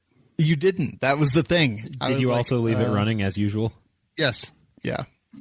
It's true. Yeah. Anyway, someday I'm just running with multiple machine guns in it. Someday I'm just going to take Jeremy's truck and like move it around to the other side of the gas station and then leave, and he'll never know I was there. It would be amazing. Anyway, I do like the Cerakote. I don't get a lot of stuff Cerakoted, but God, man, there's just something about it. What's your barrel length? 18 inches rifle length gas system. Mine's 14 and a half. Silver soldered linear comp. I was there when you silver soldered it. Oh, were you? I forgot that. Yeah. If I had the time and money, I would just fly to Ohio all the time and not say anything to Jeremy about being there and just with him and then leave. That's how Jeremy got his first stateside. Yeah. Mike, what do you think about Cerakote, Durakote, all that stuff? Yeah, I got a friend who does Durakote. My buddy Jonathan on Victoria's Custom Coatings. So give a shout out to him. Great dude. And, one of the products that I want to make for us that we haven't gotten around to yet. You just old man whistled when you said your ass. Shorty. I got some candy in my pocket. When I was watching him do his process, I realized it's kind of like painting a car. The actual applying of the Cerakote is not the hard part. The preparation of what you're going to do is the hard part. It's just getting ready for it, right? The preparation H. So on optics, I always tell people don't do anything that requires baking at high temperature, because you got wires in there, and the wires have insulation, and you got epoxy in there and stuff. So if you got them up like 450 degrees and you've got your Durakote thing curing in the oven, you can melt stuff inside your scope that's not good for it. That's so why, always use the air dry stuff when you Cerakote or Durakote a scope. Use the air dry stuff, right? Yeah. So Durakote is mostly air dry, and then the C series Cerakote is the air dry stuff. Yeah, so I would stick with that on scopes. But one of the things that I want to do, we haven't gotten around to it yet because we're so busy with everything else. But one of the things I want to do is come out with a little stencil kit where we have like a set of stencils like you're building a model airplane when you were a kid, right? And they would go around like, why not have stencils that go around these numbers here and go around these numbers here and go around this, and you just use like a little decal thing like in the model airplane kit, and we could sell them for $2 or whatever, and it would be pre-cut, and then guys that are getting ready to Cerakote or Duracoat their scopes, you just slap it on there, and you don't have to cut your own little stencils, which takes forever, right? That's actually amazing. It's a product idea I have that hasn't gone anywhere yet. I would love that. So how handy would that be? To go back to your heat thing, I've had a few people bring in scopes that they wanted painted, and if you call most scope companies, I have found, and you ask, hey, how hot can I get your scope before I mess it up? They don't want to answer you. They of course don't want to give you an answer. So the scenario that I came up with is I say, hey, I have this scope. I'm getting ready to go on an African safari, and I'm worried that if I leave it on the dash in the truck during, it's going to be during the summer, it's going to be real hot. Do I need to worry about it cooking in the truck and something melting or popping or some glue letting go? Or, and I can usually get like a temperature out of somebody. But yeah, if you just call and straight up ask, nobody will give you any answers. However, don't bake scopes if you can avoid it. It really gets to the point where unless you're softening up epoxy or you're doing something that's going to pop electronics, that's the point at which you've hurt things. If you're not going that high, then man, I'm in Houston. It's 115 degrees in the shade in the summer here, and I rapid fire all I want on our scopes. I'll put our red dot on an Ultimac and shoot it through my Krinkov. It's not. That's not going to hurt it. It's when you stick it in the oven at 450 and it would catch wood on fire, and you got a problem. Raise your hand if you've caught an AK on fire by just shooting it. Mac, what ammo? Raise your hand if you've melted a gun barrel. I have not. Raise your hands if you ever. Actually, I have. Yeah. Raise your hands if you ever caught Faxon's bed and breakfast on fire. Airbnb. Jeremy, raise your hand. Now raise your hand if you were smart enough to put it out, even though you were drunk. Nope. I didn't even realize it. Raise your hand. You guys were wrestling, and he's raise your hand if in the same incident Jeremy choked you over the back of the couch. And we you liked it. Jeremy ever choked you almost to a blackout point? Nick, raise your hand. Jeremy has never choked me. I don't think. Oh my god! Like I thought, my vision was getting darker and darker, and it's smaller. It's because you don't know when to shut the up. No, I usually. It's because you don't know when to stop. I usually stay just respectful enough of Jeremy. Just under the cusp. Yeah. All I have to say is no kink shaming. Just because it's not my kink, it doesn't matter. All right, Aaron. What is your product? I'm so curious. Are you bi-curious, John? Okay. I'm so what's another word for curious? Someone look it up. What's the thesaurus? Interested. Interested is good. I'm so interested in your product. But Jeremy, what's your muzzle device? Like 17 people have asked. Hera. A Hera. Okay. Let me see it. Oh, yeah, I forgot about that. Yeah, that's sexy. Linear comps on short barrels for CQB are. I've got a linear comp. It's called a Saber from Atlas Defense. Stop pointing that at me. I didn't. Yeah, linear comps are oft overlooked things that are pretty nice to have. They are. Mine's actually a suppressor, but whatever. Well, yeah, but then it's not a linear comp. I know. That's the joke. Anyway, Aaron, what's your product? So we all made fun of him when he got this. We all laughed like, how on earth, what was the idea behind it? His wife was upset when he purchased it. She was like, what? Oh, yeah, that's right. But my product tonight is the Forever Roll.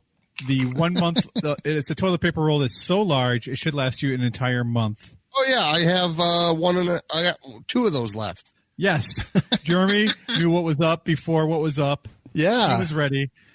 It's got to be part of the conspiracy theory. Jeremy was there is literally a post on Reddit that said, I bought these as a gag in December. Who's laughing now? And I sent that to my wife on Reddit. That is amazing. Like she was this close to divorcing me over 3 rolls of toilet paper.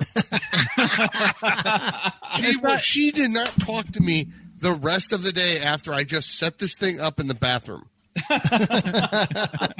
And she was like, what the is that? I'm like, it's toilet paper. She's like, that's not toilet paper. I'm like, yeah, it's toilet. I mean, she did not get the joke. Did not think it was funny at all. And like, she was like, you spent money on that? And I'm like, yep. I'm like, whoa. I'm like, because it was funny because I sent a picture of it to my family and she's like in the family chat, you know? I'm like, I'm going to get this for the house, ha ha ha ha ha, for the holidays. And she didn't say a word because she thought I was full of right. And then I bought it and she was like, not amused. That's hilarious. So it comes with the stand and everything, right? Oh yeah, and I got it. I got Sean, like 50% off. Your screen, Sean. Oh, sorry. Okay. I got it like 50% off. So like 3 rolls cost me like with the stand cost me like $30. That's amazing. They're out of stock right now. But yeah, Jeremy, who knew that he was the dude? Yeah, I was like, we all laughed, and now I'm like, in a world of dirty holes, the man with the Charmin is king. Oh God, it's so great. I absolutely love that. Okay, Aaron, congratulations, Forever Roll. Nick just went to the bathroom, but Savage, what's your product? So my product today is something I could have sworn that we've talked about before. Communism? No. But socialism. No. Size nipples? Not that. No, also red not lines? That. Definitely not that. Priapism? Oh, God, why? Okay, if you have autoplay video on your website, you. Okay. So anyways, this is called the Ultimate Survival Weapon. It's called the M6, and this thing I saw on John Patton's show today, and it had me intrigued, but also slightly, I don't know, confused. I feel weird. Yes, amused and definitely weird about it. So what it is it's a revolver, so a big pistol. The cylinder is six different chamberings. We've talked about this. Yeah, you're right. We have. But it's like $1 million for that thing. Not $1 million, but it's definitely not cheap. So it comes, and you can basically change out each cylinder. And each cylinder is like a chamber with a rifled barrel. I think it's like 5 to 6 inches of rifled barrel past the chamber. And then it extends out into a unrifled tube, which is like what would look like the normal part of a revolver, but it's kind of unnecessary. I don't know. So it comes with a bunch of different cylinders. You can custom build your own, and it comes in everything from 17 all the way up to 308. It says 22 to 308, but it shows that they come with a 17 barrel, which is weird. So, I mean, they got to get their straight on. Well, they're probably counting a 22 as smaller because it's not off a 22 Magnum. I mean, I guess. Yeah. Okay. That makes sense. So anyway, any cartridge basically from 22 to 308, or at least most of the primary ones, you can get, they have this Hunter one that can come in either it comes with 223, 45 Colt /40 410 shotgun, 30-30, 30-06, 308, or 243. So that's 6 chambers. I mean, it's crazy. So the idea is that you can buy one or several of these cylinders, and in the ultimate survival scenario, end of the world, you know, you're scavenging around for all these different types of bullets, and you find an amalgam of them, and you're able to use them in this pistol configuration. It's kind of like the old Medusa, except that one only could take 9mm /357 variant types of cartridges, except this one is custom cut for any one you want, or it's got like some pre-built packages here. They have the Hunter CB, the Battle CB, and the Big Bore CB, which tends to focus for the most part on like larger diameter bullets, but it has 5.56 in there for some reason. Friggin' crazy, dude! It's weird, man. Someone said $1,700 is like what they're saying. Yeah, $1,700. I saw it today on TGC News, and I was like, oh, that's pretty cool and interesting, but also, I don't know. Yeah, I don't know. as an optic guy, I have to be the one to ask the obvious question. So if I've got one firearm that shoots 6 different calibers, depending on the rotation of my cylinder, how am I going to sight this in? I mean, I think it's got irons on there, I want to say. And the irons are not going to hit in the same place. For sure. For sure. There's no sighting that in. That's not the point. You missed the point. Yeah, but I didn't miss the target with my rifle that I sighted in. Yeah. Yeah, but you don't shoot it that far. I mean, but you look at the picture of this thing, it's got like the cylinder is super freaking long, and then the barrel after that is also ridiculously long. And it has some kind of weird ass pistol brace sticking off the back of it. I kind of hate it. I know. I kind of hate it. I'm sorry. Like, I want to like it. I like a lot of dumb shit, but I hate it. I hate it. Look at it this way. When the Boogaloo kicks off and we're capping alphabet boys in the street, you're talking muzzle contact to the back of a skull. I don't need sights. Worst Fallout cosplay ever. Yeah. Yeah, that I hate it. I want to like it. Just set up like a bunch of offsite sites on it. But wait, it has like a big universal one that goes all the way around. So you just gotta. It has a foregrip on it. You can't have a foregrip on a pistol, right? So it's not a brace. I don't know what the hell. Patton was saying something about them being kind of wonky on their NFA compliance because it could be considered a short-barreled rifle. Or like something like that. No, this thing. Well, I don't know if it's that barrel looks like it's 16, but there's no way that you can have that vertical grip on a pistol. Yeah, I don't know. Well, I mean, you can, but 10 years, $250,000. Savage said brace, but clearly it's a rifle, right? It's a rifle. I don't know. I mean, that looks more like a brace than it does a rifle. But it looks like someone tried to abort the gun when it was. Well, the overall length would be over 26 inches, wouldn't it? Yeah, it's got to be, right? Yeah, look at that long ass in the front. Yeah, but will that count as the barrel? Since it's really just a tube because it's an unrifled barrel that's larger than the largest diameter of whatever the biggest cylinder is. They said it's a rifle. That's why the tube is there. I also have to say that a high-powered laser for accuracy in day and night. Want to know how I know? Like 6 offset lasers. Want to know how I know you're a FUD? Each one being a different color, so you know when you're shooting. We've definitely talked about this in the past, but God, I don't. It's so expensive. It's dumb. Yeah. If it's 17, I don't know. I don't care. And you can't even get a price. You have to give him I'm going to give him my email address. Hold on. It better be your email. No, because you're going to get a really bad, terrible email. Because like my default email address I give out is Shawn's. Dude, I give out your email address all the time. Explains a lot of the gay emails I get. Well, about that. So Nick is gone. He wanted to talk about the Ruger PC Charger. So Mike, what's the gun or gear that you've got recently that you're super stoked about? Well, so like I was saying, I'm always trying to educate myself on, well, like I said, the only way for me to be really good at selling this stuff is to know it and use it myself. Right. Mm-hmm. So, all right. So I have a 1 to 10 Arrowhead on my race gun, which I competed with, last weekend, which looks like this. It's beautiful. So that's Arrowhead. That's what we've been talking about. That's weird. It doesn't look 10, like right? It doesn't look like a racist gun. No, race. Oh. Why? Because it's black? Oh, don't go there. Black guns can't be racist. Okay, but so that's a 1 to 10, right? It is, yeah. And he ran back to the safe. The safe is open. He's grabbing a thing. He's closing the safe. He's rushing back. Oh, he's got something cool. What is that? All right. Oh, wait a minute. Is that what is that? This is a Kentucky Long 2 to 12. Well, it's got I put the giant, the sunshade on it that comes in the box, which makes it look huge. Yeah, we include this in the box. You don't have to pay separate for it. We don't sell it extra. So Boy, Shawn carries micro lighters. I put sunshades in my pants. Is that a foul or?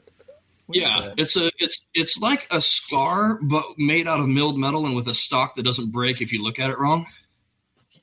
Very nice. So this is my parafoul, and this is 2 to 12. So 2 to 12, and you get the throw lever in the box with it too. You don't have to buy that separate either. So what I'm excited about is figuring out where does a 1 to 10 work best versus a 2 to 12, because they're really close, right? Yeah. Yeah, but this has first focal plane instead of second focal plane. It has adjustable parallax on it. It has a bigger objective lens, 44 millimeter. So why would I want to use this versus LPVO is something that I'm really excited about exploring. Yeah, and I got to pimp it out. So MSRP on this thing is $499. So crunch it with We Like Shooting discount, and this is a lot of scope for your money.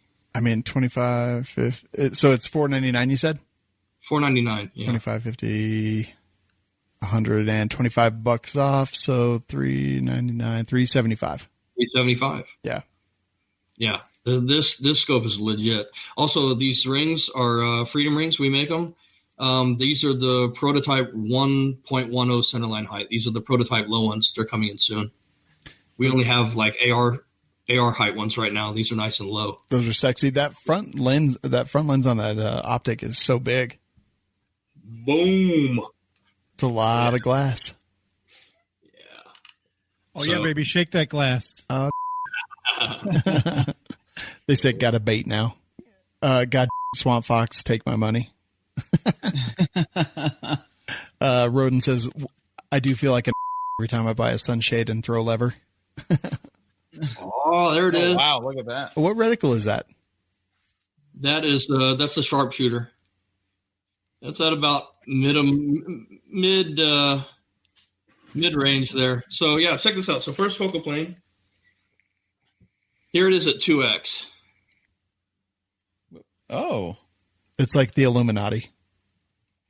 There we go. So it's still very visible. It's not like micro-sized. Yeah, it doesn't disappear at 2. Then crank it up to 12, all the way up there. And it fills the whole scope. God dang. So hard. That so hard to stay, man. There's off a little bit. No, I'll be honest. Like, I'm impressed with your ability to. There it is. There it is. There it is. You go. Wow. There's so much. Crazy. Yeah. So there's got to be a sweet spot where, God, you can see it. This isn't even like daylight bright right now. It's totally overwhelming, that camera lens. It is. Yeah. Stop showing me things that I want. Yeah. Like hair. So for like a DMR setup, from say 200 yards to 600 yards in a semi-auto 308, I mean, this thing will clean house. And, it takes the same can that's on the other rifle. That's a AAC can that goes on the end of it. So, now I've got a 500-yard 308 with a 2 to 12 on it that's quiet. Beautiful, man. I'll defend the house, Hell yeah. Love it. Hey, Aaron. Yeah. How are you? I'm okay. I'm not sick like Jeremy, who keeps coughing, which I feel bad for because, R.I.P. Jeremy. Yeah. He's got the coronavirus. There it is.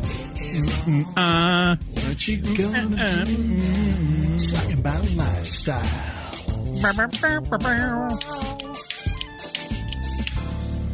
Hey, Shawn. Yeah. Brought to you by Brownells. Speaking of Brownells, have you noticed that seeing how we can't go to the bar tomorrow for St. Patrick's Day, where you can go for a great deal and have fun? Where?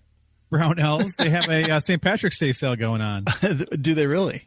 Yeah, totally. So, okay, funny story. They actually came out with the Say It Ain't So Joe AR-14 sale. It was epic. I literally emailed Roy, and I was like, dude, this is you, right? And he's like, yep, I take full responsibility. I was like, that's how well I know Roy. Because when they put out something, I'm like, yep, totally 100% Roy. very cool St. Patrick's Day. That's March 13th through the 17th. And what kind of stuff they got? Oh, they got ammo, 1,000 rounds of American Eagle. They've got their retro rifles are on sale. They've got Glock mag bundles on sale. Dude, Brownells is just awesome. Did you know eagles actually just chirp? They don't like caw or screech like those are, when you see it in a movie, it's actually a hawk. I did not know that. Yeah. Very cool. True story. I did not know that. So what did I just order? I don't know. I'm not you. I lost my safety detent for a 1022 a couple months ago, and I was able to order a couple of those as backups. The other day I was trying to put together the Stern Defense 45 ACP machine gun, and I was out of buffer retainers and springs. Like I had 2 lower parts kits that I had taken them out of. So I had 0. I was literally able to go to Brownells and order 5 buffer retainers and 5 springs just so I would have a set. And they were cheap as hell. And I've got an Edge program. So it's 2-day shipping and 2-day free shipping, I should say. It was awesome. Like, I just love the fact that whenever I need something, I can go out there to Brownells and get it. It's awesome. So go check them out. Support the companies that support us.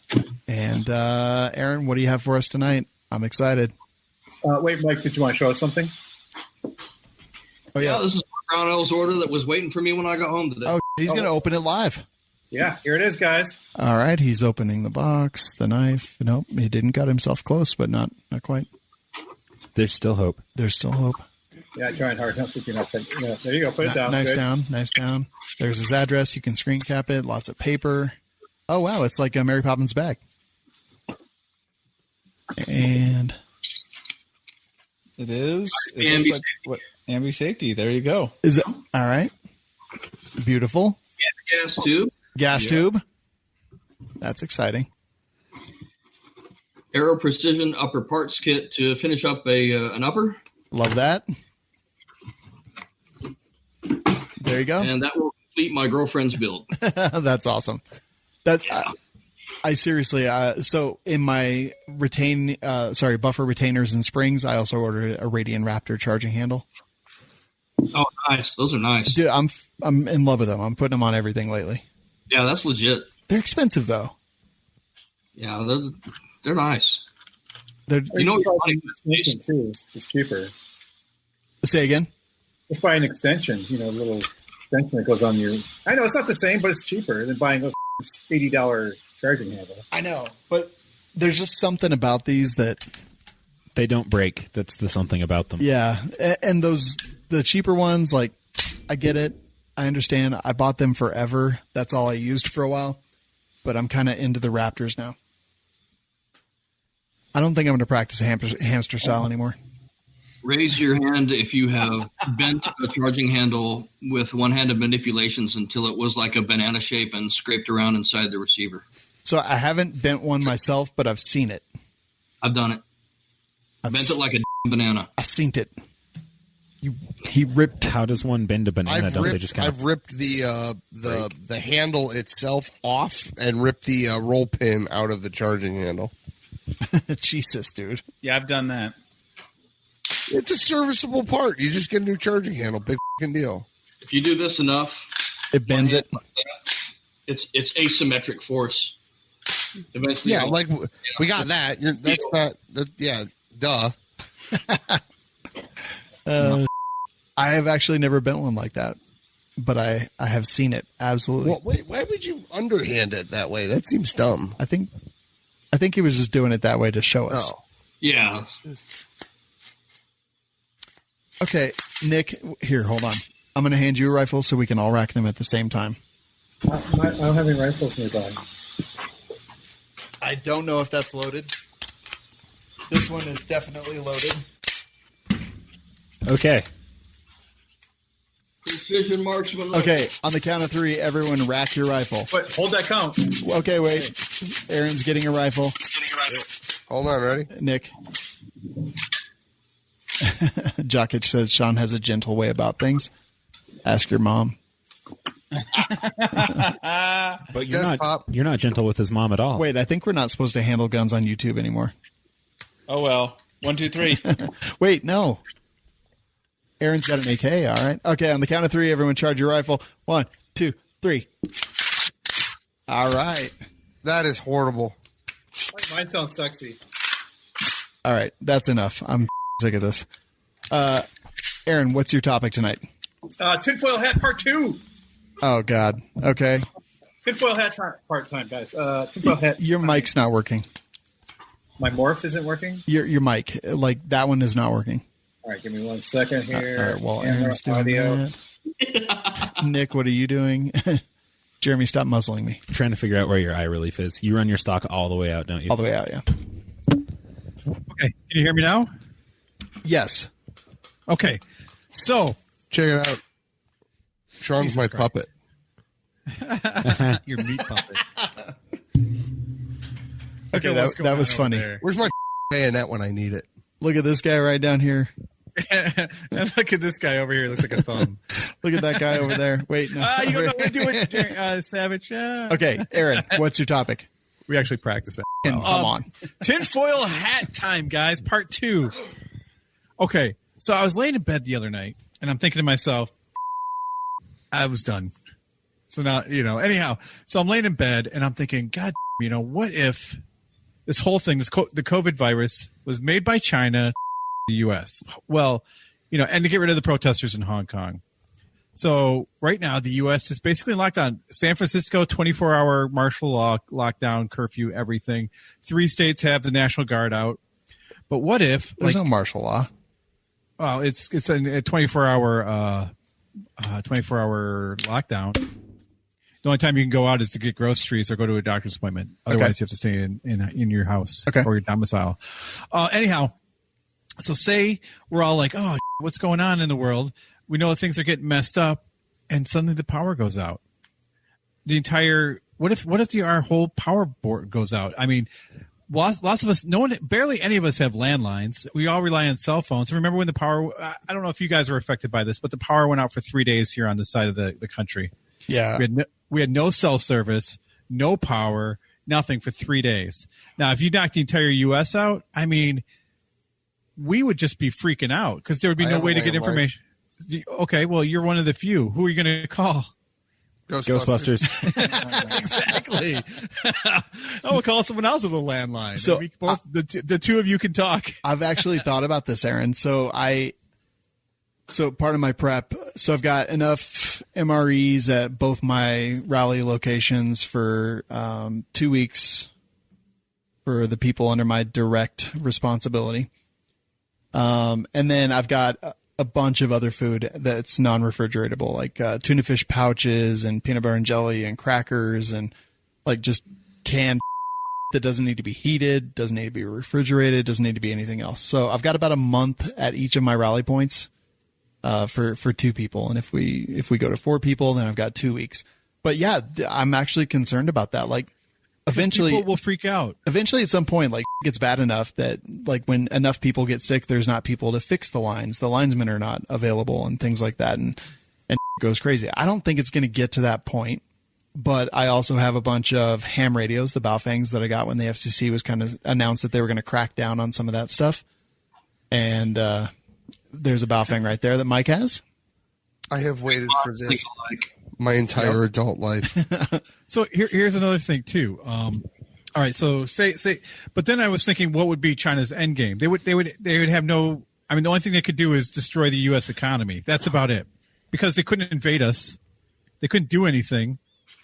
It's not about, shooter now, Adam. Yeah, it's not about destroying the U.S. economy. It was about saving their own. I understand. China had their one-child policy to the point, and they had it too long. Something like 40% of their population is over the age of 50, and they're communist. The state is taking care of a bunch of old, aging people with high health care costs, and it's bankrupting them. I mean, so okay, we talked about this one last week. So what's the difference this week? Did they create it to like screw with the U.S.? But their economy was affected too, like the Korean economy, like all these things were affected pretty negatively. But in the grand scheme of things, their economy would be better off without a lot of the dead weight. So would ours. But we talked about that last week, right? Like, right. It would literally save Social Security. Yeah. Well, I mean, just the whole the Chinese aspect of the whole tinfoil theory of if they drop our power grid, even Iran could do it. I'm sure, dude. Well, didn't you hear that the U.S. military developed the coronavirus and then released it? Is that what China said? That's what they said. China, Russia, and Iran. That's what they said.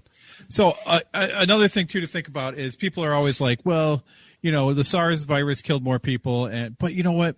It wasn't like it is now. Well, don't forget, I could smoke the U.S. power grid with like a backpack and a car battery. So hold on a second. We're talking about the difference between affecting old people and affecting young people, and I mentioned it last week too. But don't forget, Spanish flu affected 18 to 25-year-olds because it created like cytokine storms, and the specific physiology of an 18 to a 25-year-old, that's the people that it affected specifically. So it's not like this is unheard of. In fact, it's extreme, like it's common. But it's different this time for some reason, because when we had all those other, pandemics and things going on, nothing shut down. We all just kept going.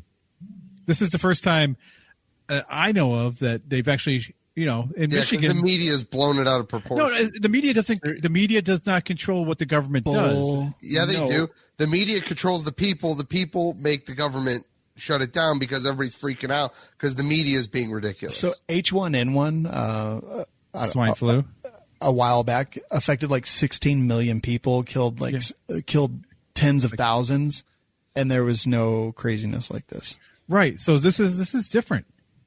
Not the disease, the reaction. Yeah, you're right. You're right. It is different. It's way less terrible. Well, far. No, even the trajectory in Italy and the other places that are already recovering.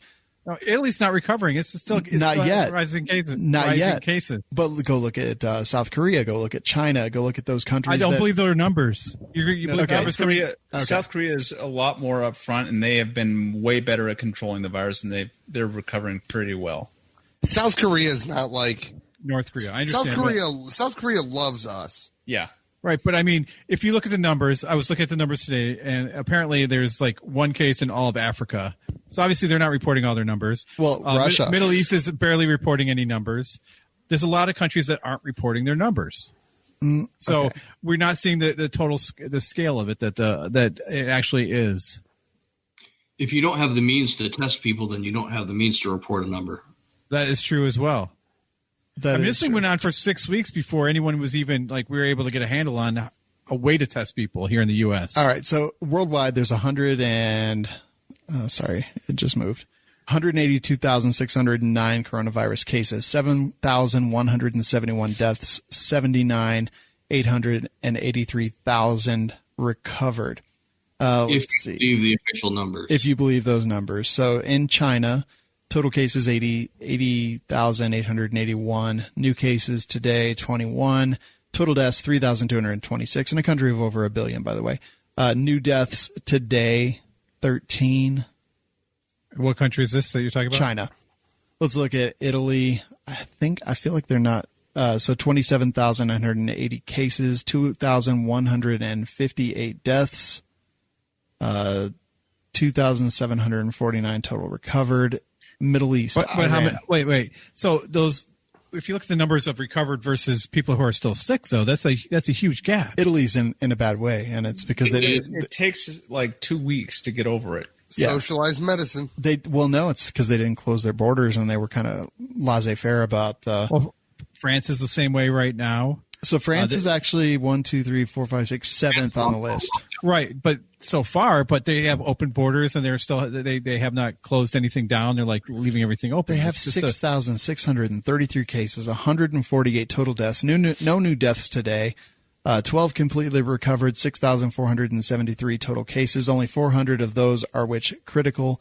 And so let's see. China, total cases per 1 million of population was 56.2, and France is at 101.6. Italy is not categorized here. Iran is at about 178.5 total cases per 1 million population. I don't believe their numbers either. Yeah, I totally get that, and these numbers are all pretty recent. Looks like about 3 hours old. But yeah, I mean, are they reporting? Probably not. Can I throw a rock into the air real quick on this? Oh hell yeah! By all means. So I have a degree in history, among other things, and I'm a big World War I nut. The 1917 movie was awesome. Wasn't it? Yes, it was. Yeah, it was really good. So Spanish flu hits. Everybody's comparing this to Spanish flu. Spanish flu had a mortality rate of about 10%. So if you get the Spanish flu, 1 out of 10 people that get the Spanish flu, they go on the ground, right? Well, that's what Italy's got. We have to figure out how to not be Italy, right? Italy's got about a 10% mortality rate on this thing. South Korea has like a 2.3% or something like that. They did way better. We need to figure out how the hell they figured that out, right? So here's the problem. Spanish flu killed 50 million people with a 10% mortality rate, and 50 million people sounds like a lot. But at that time, in 1918, 1919, there were only 1.5 billion people on the whole planet, and it killed 50 million of them. If you take a 10% mortality rate that killed 50 million people when there was 1.5 billion on the planet, if we were all Italy, if we all wind up being Italy in the end, and you apply it to a world of 2020 when there's 8 billion people instead of 1.5, it's pretty ugly, guys. There's some people finally going to get that raise because that boomer won't retire. Oh, jeez. It's called the boomer remover. I'm just looking forward to being able to afford a house finally. It's going to shake things up. They're saying, for my generation, when 9/11 hit, it was our Pearl Harbor. My kids, I got a 15-year-old and a 13-year-old in the house. This might be their Pearl Harbor. Yeah. Economies crash. We're going to be. This isn't like a deliberate attack against us. Well, this is a pandemic. Well, it started somewhere. It's going to define the way they look at everything, the way that 9/11 defined how I look at everything. I don't know. I mean, I think the most telling thing about this is the overreaction of the press. I know there are some countries where it is being affected more and more people are dying, but the rate is so low compared to the normal flu. Like, I mean, the okay, only but danger, how do you know? Well, no, it's got a higher death rate than the normal flu. It's got a higher death rate, but it doesn't have a higher death count at this point. Wait a few weeks. Yeah, I mean, how do you? Here's the thing: it's like Uncle Johnny just died. He was sick, right? He must have died of the flu. He probably didn't die. How do you console the family? Well, No, but my point is, how do you know? Because we never got tested because there's not enough test kits. Well, I mean, at this point, so I speculated that original cases originated in November, reported in December. SHOT Show has 80,000 people. A ton of them are from China and Asian countries. Everyone I know got super, super, super sick after SHOT Show this year, and it was like they were getting sick like a week and 2 weeks after we all got home. I've never seen more people on my timeline sick and as aggressively sick as they were. I think that a lot of people had coronavirus after SHOT Show. I think that there was a little bit of an outbreak there. People say, well, how come there wasn't as many deaths? I'm like, well, 80,000 people. And if we talk about, I think I looked up like a 4% death rate, it would have been like 16 people, something like that. We would have never known, especially because this is the most deadly flu season that we've ever seen. There's been more deaths, more flu cases. And a lot of them. It's not coronavirus killing people, not the flu.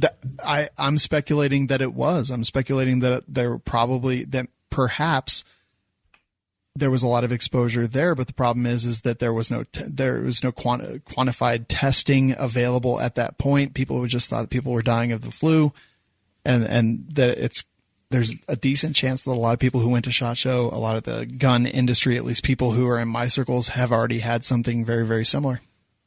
And color me, crazy, but I don't trust our own government being honest with us. No. I know our leaders don't want the numbers to rise up. I mean, he's even said that. I don't want our numbers to be high. I want to keep our numbers low. And how do I know that people, they don't know a larger scale of people who have died? And my favorite thing of China was like they had all those people quarantined in a hospital. I think I mentioned this before. The collapse. And the collapse. So they didn't die of the coronavirus. They died from it. They died from the hospital collapsing. So, it's like there is one thing to say about the U.S. government. Like, have you ever heard some big government be like, Well, other countries have lower infant mortality rates than the U.S. It's because the U.S. counts a lot more things as infant mortality, whereas a lot of European countries, like if it wasn't born alive and then died after so many months or weighing so much, they don't count it. Yep. So, yeah, on paper, it looks like Europe has a much lower infant mortality rate.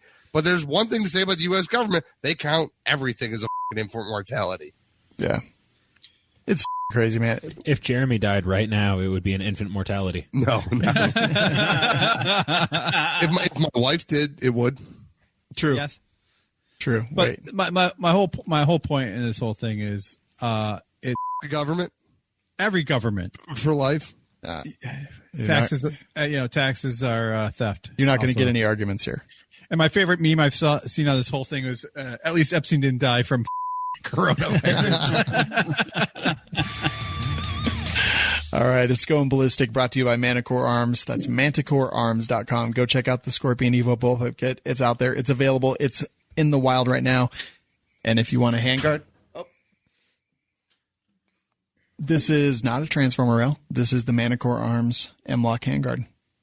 Looks just like the Transformer rail, but it's just got M-Lock slots. It looks just like a Transformer rail. Dun, dun. Is that a Transformer rail? God, No, it's the M-Lock. I just turned my turrets on accident.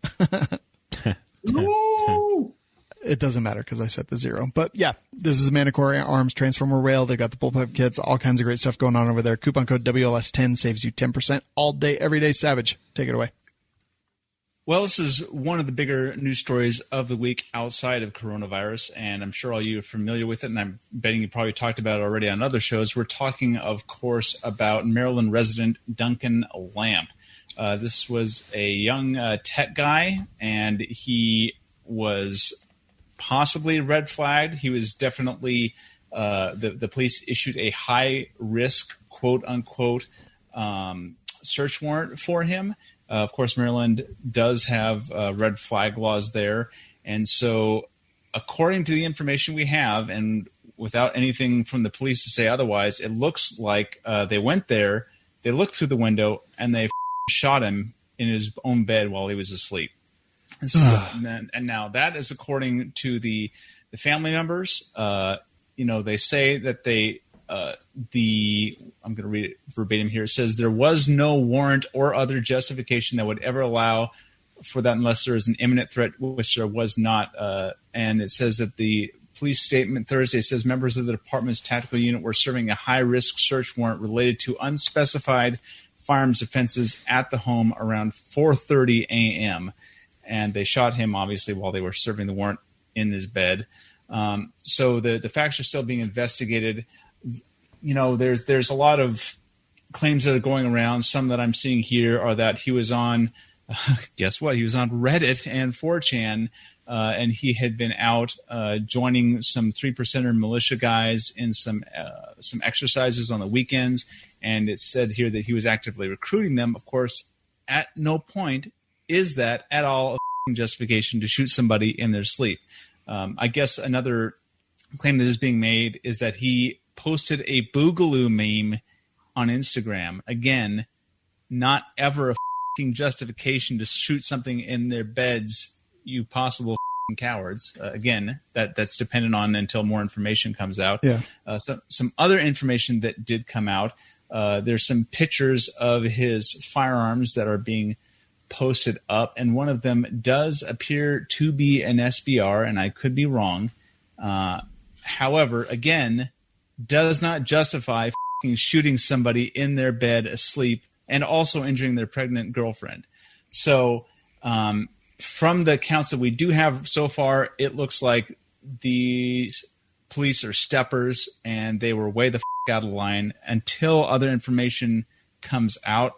That's what I'm going to be basing my opinions on, because nothing I am seeing at all here justifies what was done to him. And according to the family, nobody in the house was a prohibited person. Everybody was legally allowed to own firearms. However, again, that would be invalidated if he did have an illegal SBR. But again, no justification so far. It was amazing how long you just talked without taking your breath. So a lot of things here. Having an illegal SBR is not a justification. It's a limit. that needs to be stricken from the code. Yeah, yes, absolutely, without question. We don't know that it was a red flag. We do know that it was a high-risk search warrant. We really don't know anything here. Yeah. I learned from Whiskey Warrior 556 and his piece of that it's tough to make. It's tough to decide what a situation was without understanding a little bit of the details behind it. Like we don't necessarily know anything. He seemed lots of little things, nothing directly. Yeah, he seemed to be like a reasonable dude. He didn't seem to be like out there advocating for craziness or the boogaloo or anything. No more so than any of the rest of us. Shooting him through the window, like that seems so insane to me. Now, as I understand it, and I could be wrong on this, the information that we have about them shooting him through the window, him being asleep, and him being in bed, all comes from the family's lawyer, correct? Attorney, yeah, that is absolutely correct. So let's be honest here. That is not necessarily the best source of information. Probably the worst. I'm not, and that's why I'm backing myself off and said based on the current information, and that could change. Yeah. Okay, but like you're still coming at it with this, like they're cowards, maybe, but maybe, yeah, cowards for enforcing a red flag law. You're a rapist, maybe, but piece of like it's just kind of I am waiting until there's more information on this. I'd really like to see some body cam footage. Yes. I will say they're cowards just for enforcing a red flag law. Maybe. Well, we don't know it's a red flag. It is a red flag. I want to know what they were serving the warrant for. I want to know, like, was he actually asleep? Maybe he was asleep. Maybe he saw them through the window and reached for a gun, and and somebody shot him. Yeah. We don't really know yet. And the only information we really have is from the family's lawyer, who is, of course, going to be like, he didn't do anything. He was a good boy. Right. Yeah, absolutely. So, I mean... let's not forget Johnny Cochran was a defense attorney. Johnny Cochran? So, like, yeah, that's the thing. Like, Johnny, why can't I not? 182nd Ideas. Like, he did a video on this, and I'm like, again, like, does our community never learn anything? Like, to just... And it was as inflammatory as what Savage just said. Like, how do we never learn anything by going through the things? Everything. Keep that in mind. No, but the way you came at it was pretty hot. No, and on the surface, it seems pretty insane. It does, but a lot of things seem insane.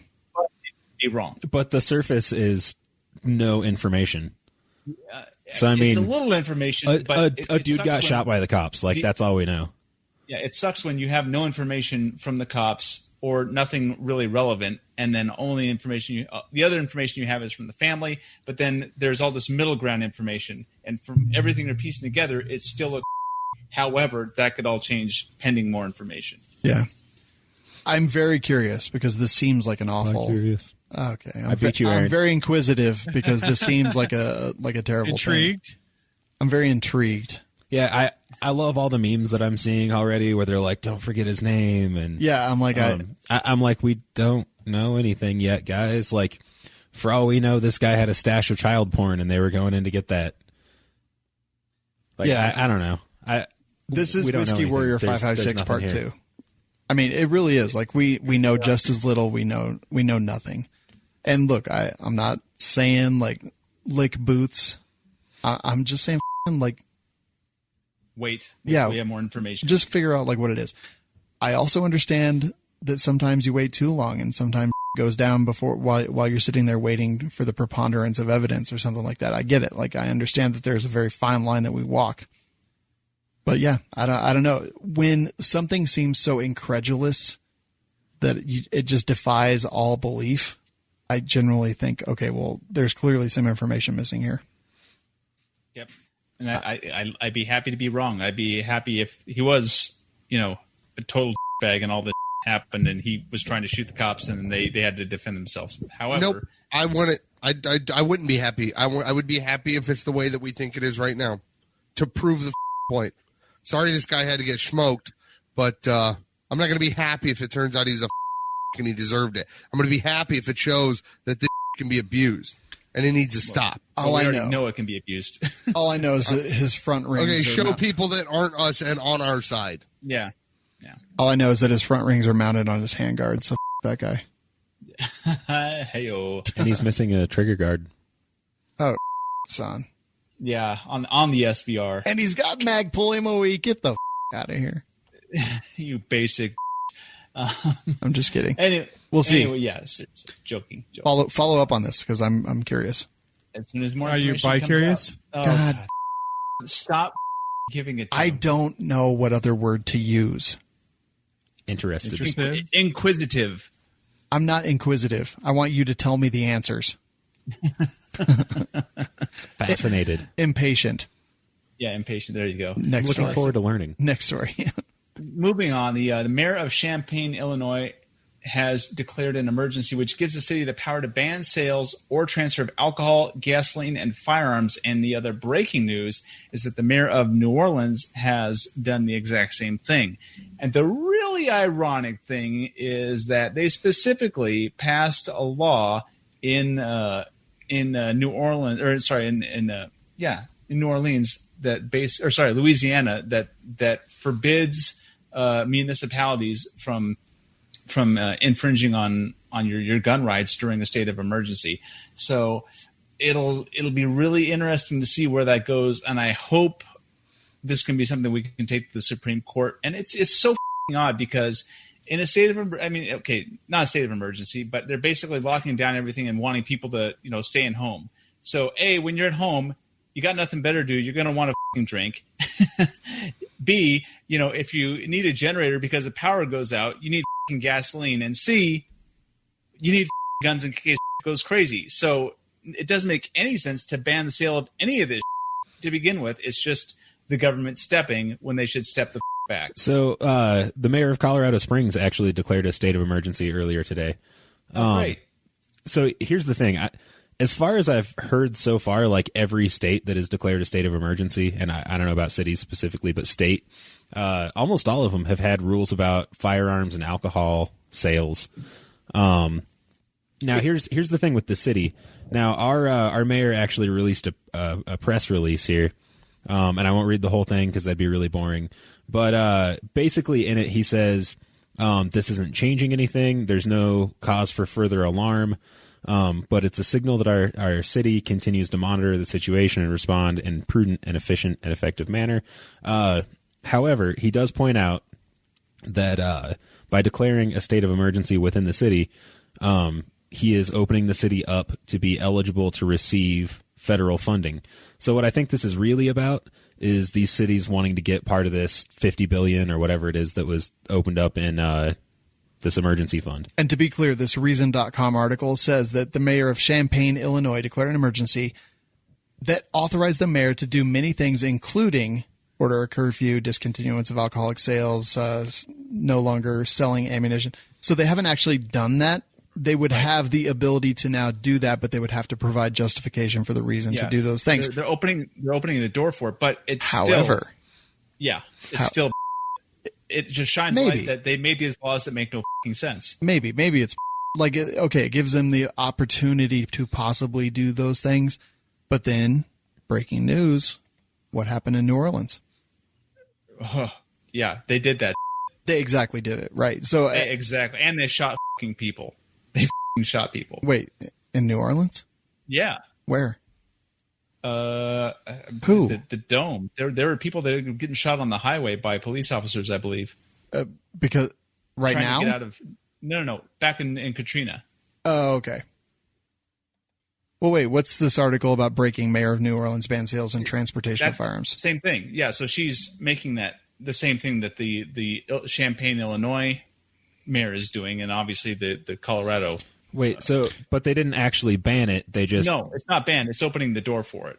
No, it's not opening the door. They're trying to get federal funds, but now that they have a state of emergency, a local politician has the opportunity, if they can provide the correct justification, to ban the drinking of alcoholic beverages or set a curfew or prevent the transportation and purchase of firearms and ammunition. They haven't done these things. They haven't said that they're going to do these things. They're just trying to get these federal funds. But because they get these federal funds, they have the opportunity to do these things. So I get it. Thank God they didn't ban the sales where I live. Yeah. Anywhere. It's kind of like Michael Scott saying, I declare bankruptcy, but then Yeah. But I can also take your guns. So, Savage, your link for Mayor of New Orleans ban sales and transportation of firearms goes to a Reddit link that has a dude on a TV telecast that says, "Suck my dick, I'm Irish." Oh no, that was most supposed to be in Slack. Whoops. So I did see that. His Mike, I love his facial expression. Mike, what do you think? Do you think that this is kind of like a nothing burger, or do you think that I don't know? Like, are they? This is just. I think it's the same as red flag laws. Oh well, nobody's doing it, but it opens the door for it. But nobody's doing it, so it's fine. Yeah, I don't think it's fine. Like, I'm just saying. I think we're jumping to conclusions. Maybe I don't know. Well, then we're jumping to conclusion about red flag laws. That. That's what I'm saying. It's not so That's much, the exact same argument you're making. Like, why is it nothing if they're saying that they can do it? That's what the whole point comes down to. If they didn't need to say they could do it, then they'd say something else. Declaring a state of when the president declares a state of emergency, he does it so that he can allocate funds and without the congressional approval, right? Like it's yes. So you could just say, "I declare a state of emergency. I'm not going to come and take your guns and ban alcohol and all this other shit that's irrelevant." Like it's like big statement followed by all these little statements that could lead to more, but those little statements don't even need to be there in the first place. You could just make the big statement that can just allocate the funds. Mike, what do you think? Well, I think it is about money. I think that the statement that Nick actually read had a key word in it, which is this is to signal. It's all about virtue signaling. Look how we're making a difference, and look how relevant we are, and how important we are because I'm the mayor. There's a lot of that. I mean, I'm from Texas. I'm in Houston. Nobody gives a the mayor says about anything. We're going to do what the we want anyway. So that's the Texans' point of view on it. The mayor can make a pronouncement on TV and 5 people will watch, and 0 out of 5 are going to care. But I'll tell you what, guys, we're getting to a dangerous part in jurisprudence in this country. I think the International Board of Hate is going to agree with me on this. I'm concerned about where we're at in terms of gun rights because, you know, when you have a guy that gets beat up on, by the police and the conservative guys, what do we always say? Try following the law. He should have tried following the law. He wouldn't have got beat up. Try following the law. Then what do? Then we turn around and we're in Colorado. And what do we say? Guess what, guys? My sheriff's the best. He says he's not going to follow the law. I'm a sanctuary city. My sheriff's not going to follow the laws. Yeah. If we're to the point where our gun rights depend on the local sheriff not following the law, we're in a load of trouble. Yeah. Start paying attention, America. Hashtag boog for life. Now you're gonna get shot through the window by some cops. That's why my house is made out of brick. Yeah, but too your bad windows aren't. Windows. They're made out of ballistic glass. No, they aren't. I bet you can't punch through one. You've made your goal when they decide the best way to take you out is just to call in a drone strike and call it good. It was a gas leak explosion. The International Board of Hate is gone. In Aaron's case, that could actually be the truth. Right. He shot a gas line. We don't know what happened. No, I think with this whole thing, like, it's not that these guys are declaring a state of emergency and also this and also this and also this. Like, all of that is part of declaring a state of emergency. And whether that's right or wrong, like, that is what it is. So when they declare a state of emergency, all of that other comes with it. Right. Now, I think that's and I think we should change it. But in this case, I don't necessarily think that they are, so far anyway, I haven't seen any signs that they're like, all right, now we can get the guns. I think they're just trying to get part of that 50 billion slice. And like Mike said, show how important they are, because that was basically my reaction. I was watching TV, and right before the Trump thing came on, it had a little blurb about our mayor declaring a state of emergency. And I was like, what? Why? Like, what's the point? Yet I have a counter to you, which falls into the next story. This next story comes from a YouTuber. Hey, Savage. Yes. Talking to your mic, buddy. Oh, sorry. Our next story comes from a YouTuber, Guns and Gadgets, who's actually really good about following news and politics in the gun world. So it turns out that a couple towns in Massachusetts are suspending gun permit applications and renewals obviously because of the state of emergency relating to COVID-19. So that is a very specific case where they are literally saying you can't, in Massachusetts, you are required to have a permit in order to purchase.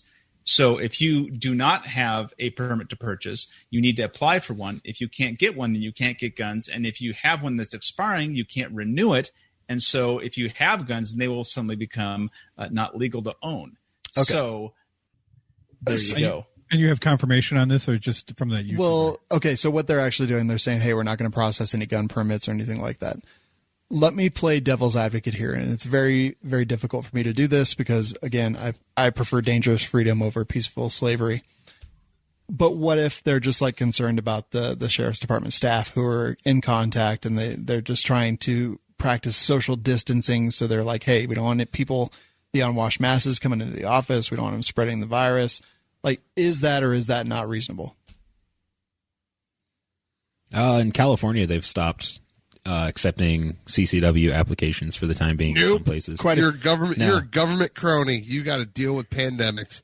That's the trade-off. In non-essentials can go home. But here's all government's here's my counter argument. There shouldn't be a permit to purchase firearms. I agree. The Second Amendment is by permit. We're all in agreement with that. Go ahead, Nick. Here's my counter argument. Here in I'm not sure, is it the county or the city? Law enforcement are not taking. It's not a non-emergency calls, but basically, like, if there is not a crime in progress, or it's like a horrible felony, they're not going to respond. So if I call and I'm like, hey, somebody broke into my car last night, they're going to be like, great, come down to the office. That's how they are normally. Well, no, actually they will normally send someone out. It'll take a while, but they will send somebody out. Right now they're not doing any of that. So, like, somebody has to be in the process of being robbed or beaten or whatever, for them to actually come out and do something about it. And that's just because they're dealing with so much other right now, that they don't want to get too stretched thin. And I would not be shocked if this is a similar situation. Yeah. They're worried about the manpower. To be fucking clear, though. However, it's you. Like, process the goddamn permits. Second Amendment right. Honestly, I don't give a like, shouldn't have them in the first place. Look, okay. Devil's advocate here. Deviled eggs are great. Devil's triangle advocate. Yeah, gross, right? So I want to know where their permit is to speak in public. What about the whole, we have to wait usually 9 months to a year to get a suppressor? Process those. They can process them. They just have to it might just take a super long time. I mean, that could be the case here too. A right delayed is a right denied. There you go. But it's I mean, we can't twist their arms. If eventually, here's another thing, which I don't understand. Let me, I would twist them off. Right. I understand. But here's the thing is, you guys sat here earlier and said, well, it's the media because of mass hysteria, but there's enough people getting pissed off about not being able to get a permit or, even a license, yet they're not changing that. Is it because the media is not covering it? And honestly, yeah, it's exactly it. Nobody knows except us and the 4 dozen people that listen to the show, and nobody gives a other than us. And it's in a place where most people don't own guns and actually think that we are insane lunatics and murderers just for owning them. Yeah, one of the bigger problems is that because they're not processing renewals, is that it's going to literally turn a whole bunch of people there into criminals because they were not able to come up with their permit in time, and now they have guns illegally in their possession. Yeah. So it's their responsibility to get this done. They should not be saying, no, we're not going to process renewals. There shouldn't even be permits. Mike, what were you going to say? It's absolutely right. It's like, everybody's going to have health care, or else we're going to fine you for not having health care. Oh, but the website where you go to get your health care didn't work for 6 months. So how does that work? I used to be a lawyer. I did that. I got over it. Laws are for the little people, and the big thieves hang the little ones. So I don't do it anymore. Yeah. And honestly, like, Kerry, whatever, like, is going crazy right now, and take him to the Supreme Court if they give you a ticket or try to arrest you or put you in jail or whatever. Like, absolutely ridiculous. I don't give a if they're afraid of catching the coronavirus, like do it. Doesn't matter. Next story. Last one, rounding out here. Just another reason to say you to Cheaper Than Dirt. They are at it again. This is like, they did it back in the 2012, 2013 ammo and magazine ban scares. They're doing it again. You go on their website right now, you're going to see Winchester USA forged tier steel case ammunition that usually goes for about $11, going for 50 going for $36 next to our low price, and that's not even including shipping. Let's skip over to their 223 Winchester white box tier ammo, 1,000 rounds going for $900. Yeah, cheaper than dirt, die in a god fire. So dirt must be real expensive. Apparently, it's got gold dust in it. So we've talked about this before, right? Like we've talked about, supply and demand. When demand goes up and supply goes down, you can charge whatever you want. Yep, they bought this stuff fair and square. It's good to go. But this is the second time in recent memory. Third time. So yeah, but nobody remembers. Nobody cares. I still get transfers in from Cheaper Than Dirt. How the are these pieces of still in business? And I'm sorry. We have talked about this a bunch. Like, yes, they can do this because it's a non-essential item, right? Like, it's totally fine for them to do this. Yep. But it's still totally legal, not totally moral. Yeah. It's a You're wrong. Put it at MSRP. Okay, so this is Winchester white box. It's totally reasonable to raise the price some. However, $900. So and thanks to Cheaper Than Dirt, if it wasn't Cheaper Than Dirt or for Cheaper Than Dirt, we wouldn't have our relationship with Brownells that we have. It's true, because they wanted us to advertise for them, and we were like, no. What's Winchester white box at Brownells going for right there? What do you got? WLS. Let's see, out of stock right now, but half the price of Cheaper Than Dirt for 1,000. Why it's out of stock? This comp right here doesn't fall off my gun. Is that a can? No, it's a linear comp. Yeah. So I swear to God, Cheaper Than Dirt, man. Like just like last time, this is everywhere already. Somebody I've seen it posted a few places on Facebook by different people. Somebody messaged us. Oh my God, look at what they're doing. Yeah, somebody messaged us on Facebook. It's all over the place. So just like last time, everybody's going to make fun of them, talk about them, and then 2 years later have no idea whatever happened. Because what was it, after Sandy Hook they did this? Yeah. Yep. PMags were like $300 or something, and honestly, cheaper than $50 a PMag. Like, go. Was it 50? I thought it was way more 50, than that. 50 or 60, 60, $75 a PMag. Yeah. And then 9mm was $1 a shot or more. Oh God. Them, man. I swear to God, don't buy from them, no matter how cheap it is. And not just that, tell your friends and remind them as often as you can. Every time I get a transfer from Cheaper Than Dirt, I'm like, you know what these did in 2013? Oh, I had no idea. That's because you don't pay attention. Cheaper Than Dirt? Incommunicado.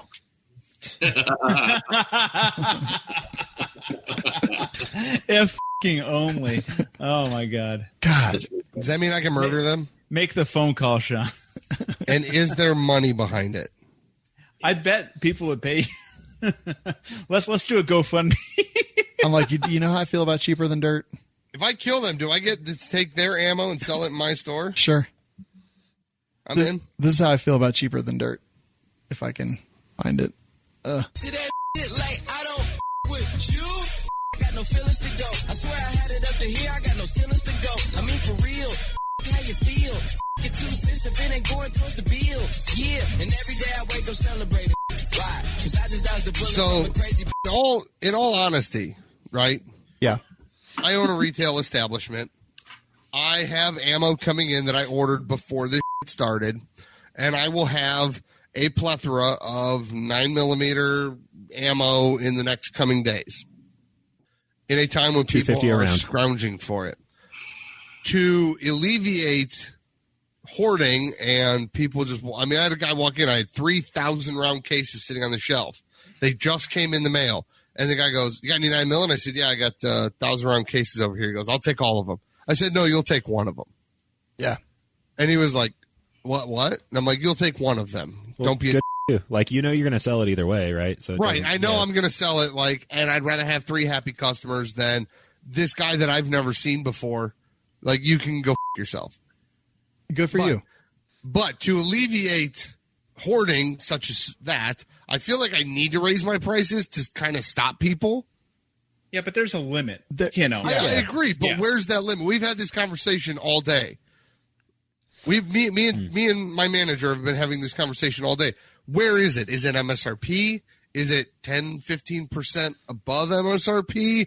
Is it right under MSRP? Like, where do you go where people go, okay, that makes sense, to this guy's being a well, I mean, if I raise my prices from where they are now, which is competitive in a normal everyday environment where I'm making very little on a box of ammo, why would I do that to myself in a time where people are panicking? So I have in my area kind of rationing it. So like you were doing with that one guy, they'll say only so many boxes per customer, so everybody can get some. Dude, I have no problem with you raising your rates. I have a problem with $900.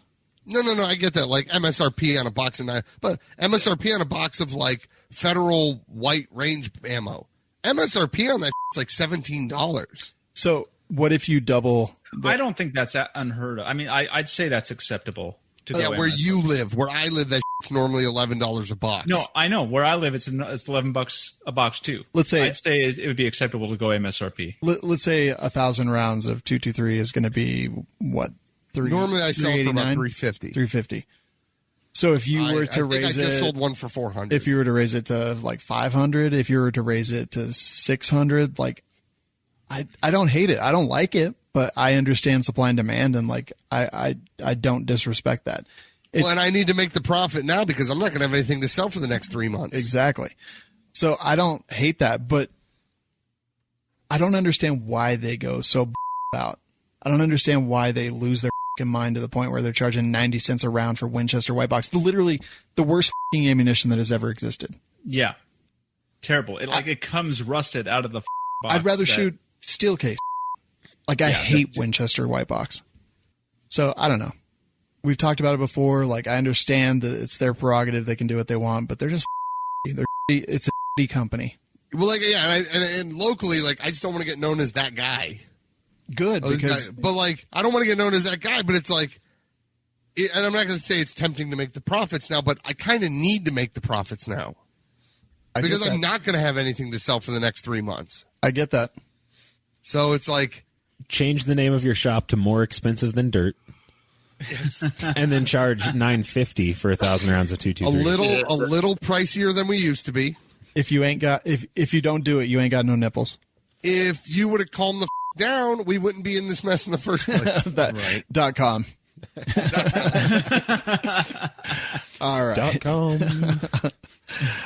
Let's go ahead and move on. It's positively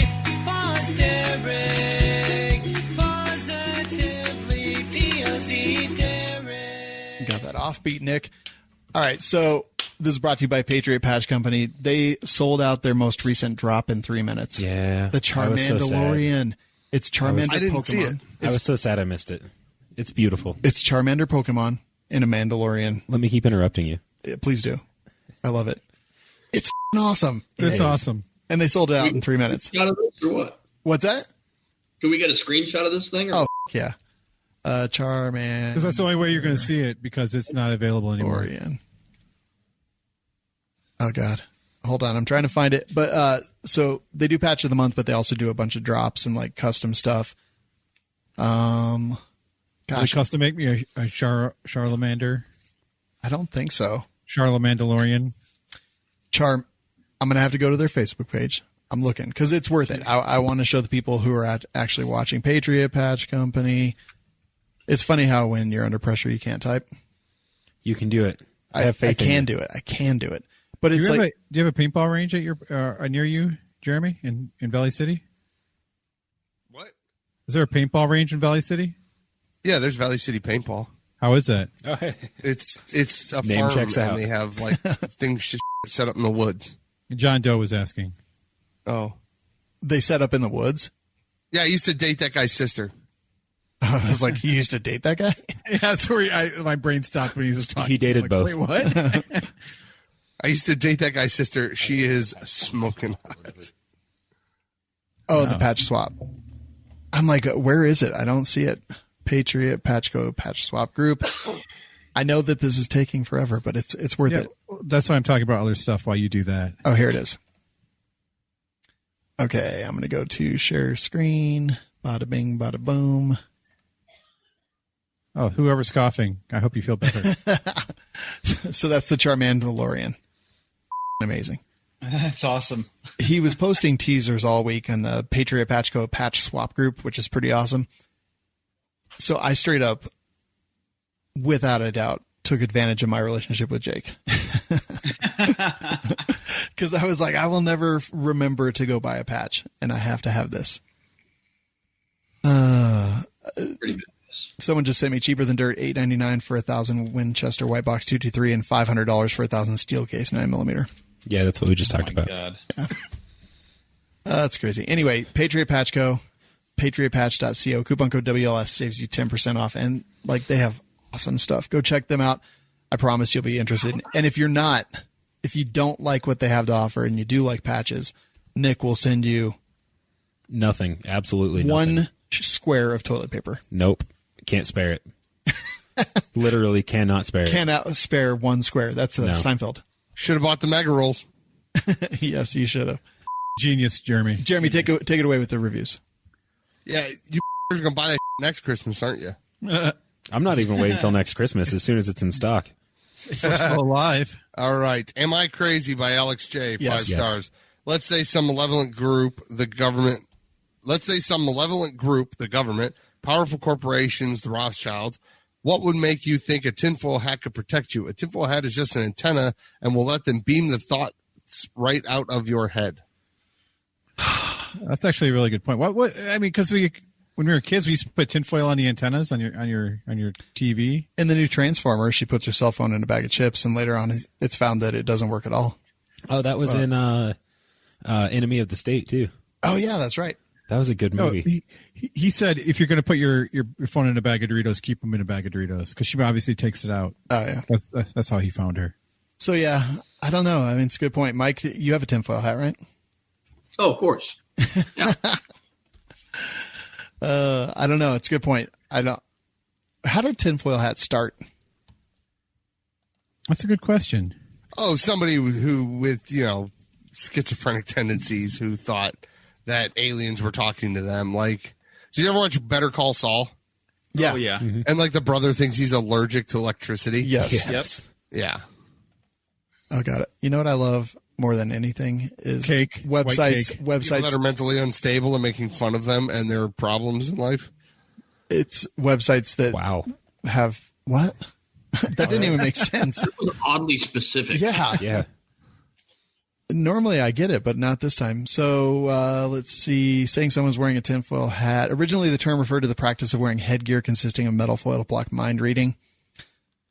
Julian Huxley, brother of Brave New World author Aldous Huxley, coined the concept in 1927 in his work The Tissue Culture King. And an excerpt. Well, we had discovered that metal was relatively impervious to the telepathic effect and had prepared for ourselves a sort of tin pulpit behind which we could stand while conducting experiments. This, combined with caps of metal foil, enormously reduced the effect on ourselves.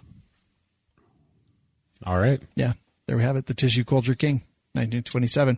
When we're all in quarantine for over the next week, you guys can probably download it for free online or buy it from Amazon. I want to bring something up. Do it. I made fun of a Patreon a cultist in the cult page. Yeah. For quitting. He was quitting tobacco and was whining like a little about it.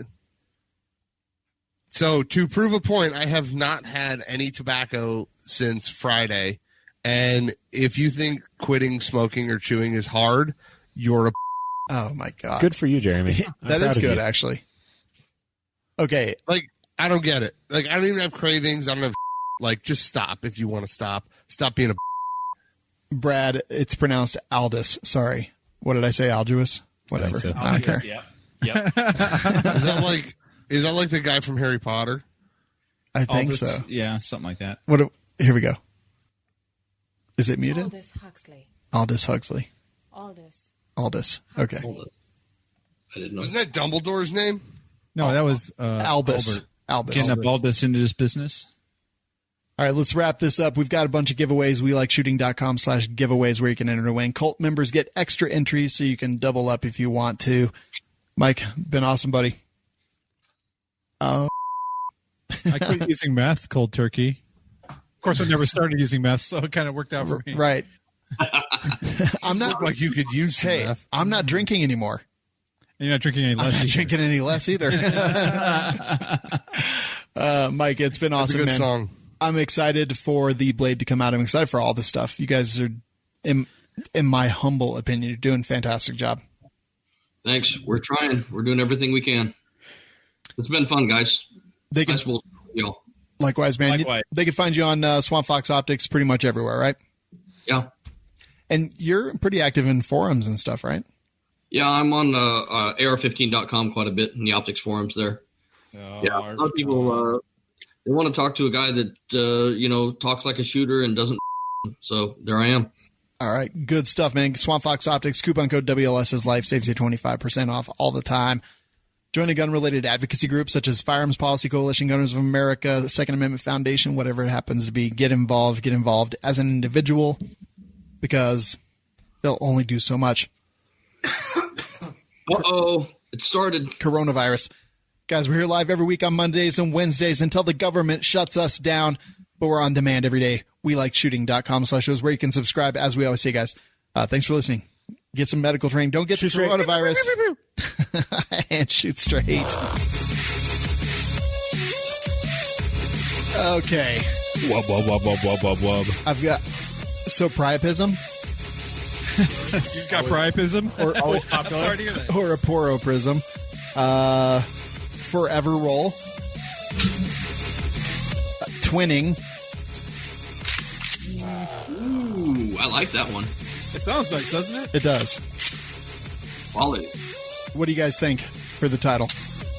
Priapism? Altruist. Twinning, priapism, or forever roll? Forever roll. All right. Forever roll it is. Forever roll. I want to be Everyone? roll. Oh, God. We'll talk to you guys next week. Maybe. Hopefully we're all still alive. I hope not. Nick will be dead. Can the Boogaloo just kick off, or like everybody start dying, or zombies, or something? The suspense is killing me. Did you think that show was worth $1? Help the cast by visiting lovewls.com.